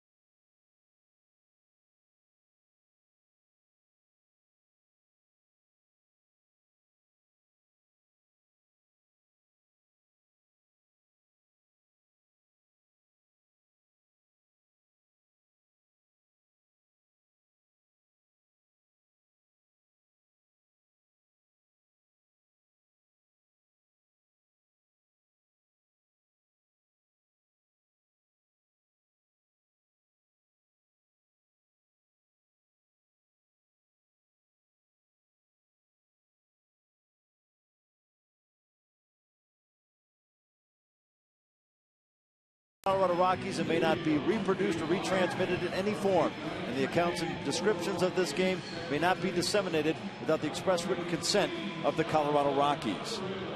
Rob Johnson now in defensively behind the plate, and his battery mate will be none other than Heath Bell, who is 1 save shy of 100 for his career. The Rockies would certainly like to see him not get it this afternoon. Bill took over for the Padres when they let Trevor Hoffman go. Fastball 92 to 97 miles an hour and a big curveball.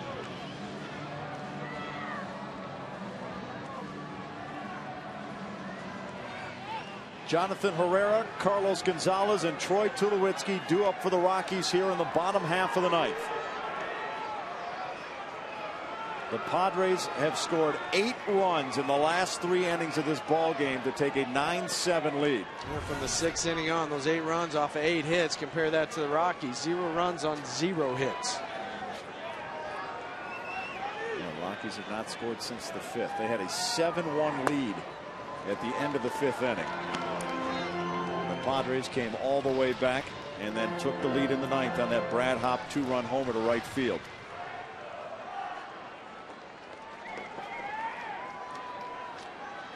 The 1-0 pitch to Herrera.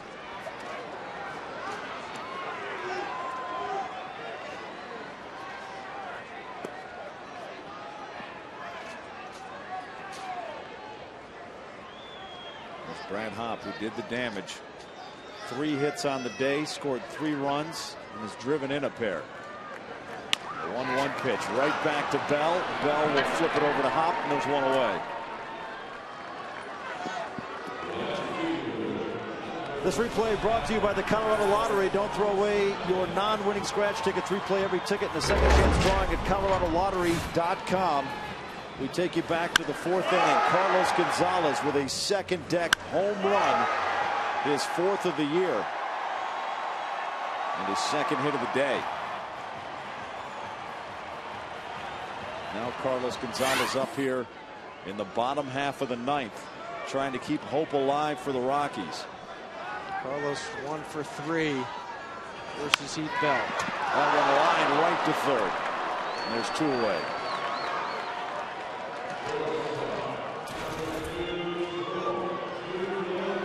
And it comes down to Troy Tulowitzki.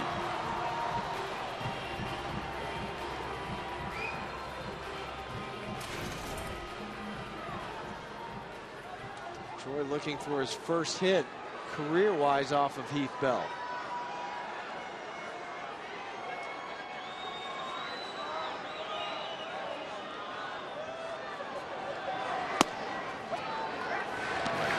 Strike. 81-mile-an-hour curveball.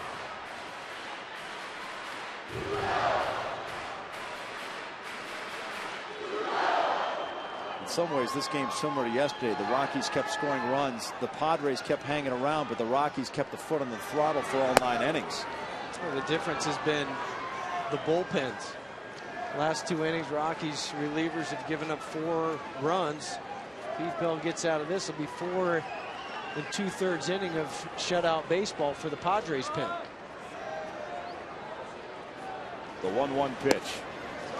Outside, 2-1.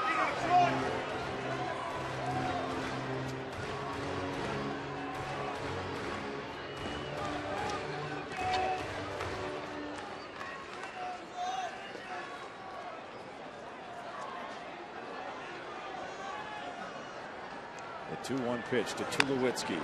This one fouled into the Padres dugout. 2-2. It's not only been a shutout for the Padres bullpen, it's been perfect. There has not been a base runner since Ty Wigington's base hit. Yeah, back in the 5th. Back in the 5th.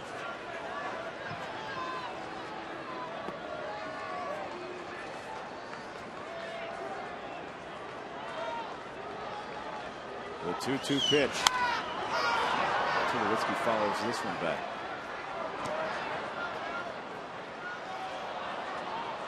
Just trying to find a way to get on and give Todd Helton a chance.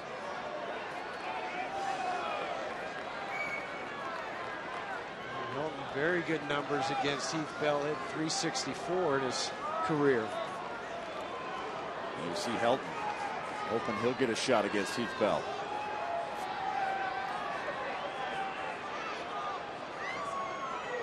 The 2-2 pitch. High ball 3. So the count now full to Tulo.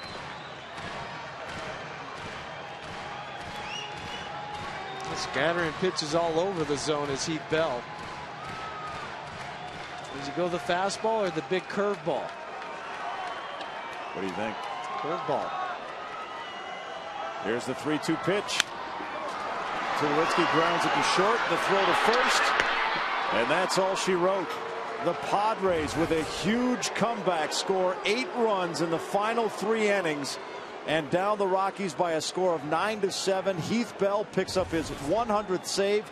He now joins Trevor Hoffman and Raleigh Fingers as one of 3 guys to have over 100 saves for the San Diego Padres. Brad Hopp, the hero in this ball game, with a 2-run homer in the 9th inning off Houston Street. Today's Delivery the Game is brought to you by Jimmy John's, America's favorite sandwich delivery guys. Well, it was just his 2nd homer of the season. We had talked during the broadcast how he had a very slow April, but has picked up the pace in May, and he punctuated it in the 9th inning in an upper deck home run that delivers the fatal blow to Houston Street and the Rockies. Each team has now won a game in this series. The deciding game coming tomorrow afternoon. Stay tuned. Coming up next, it's the Toyota Postgame Show.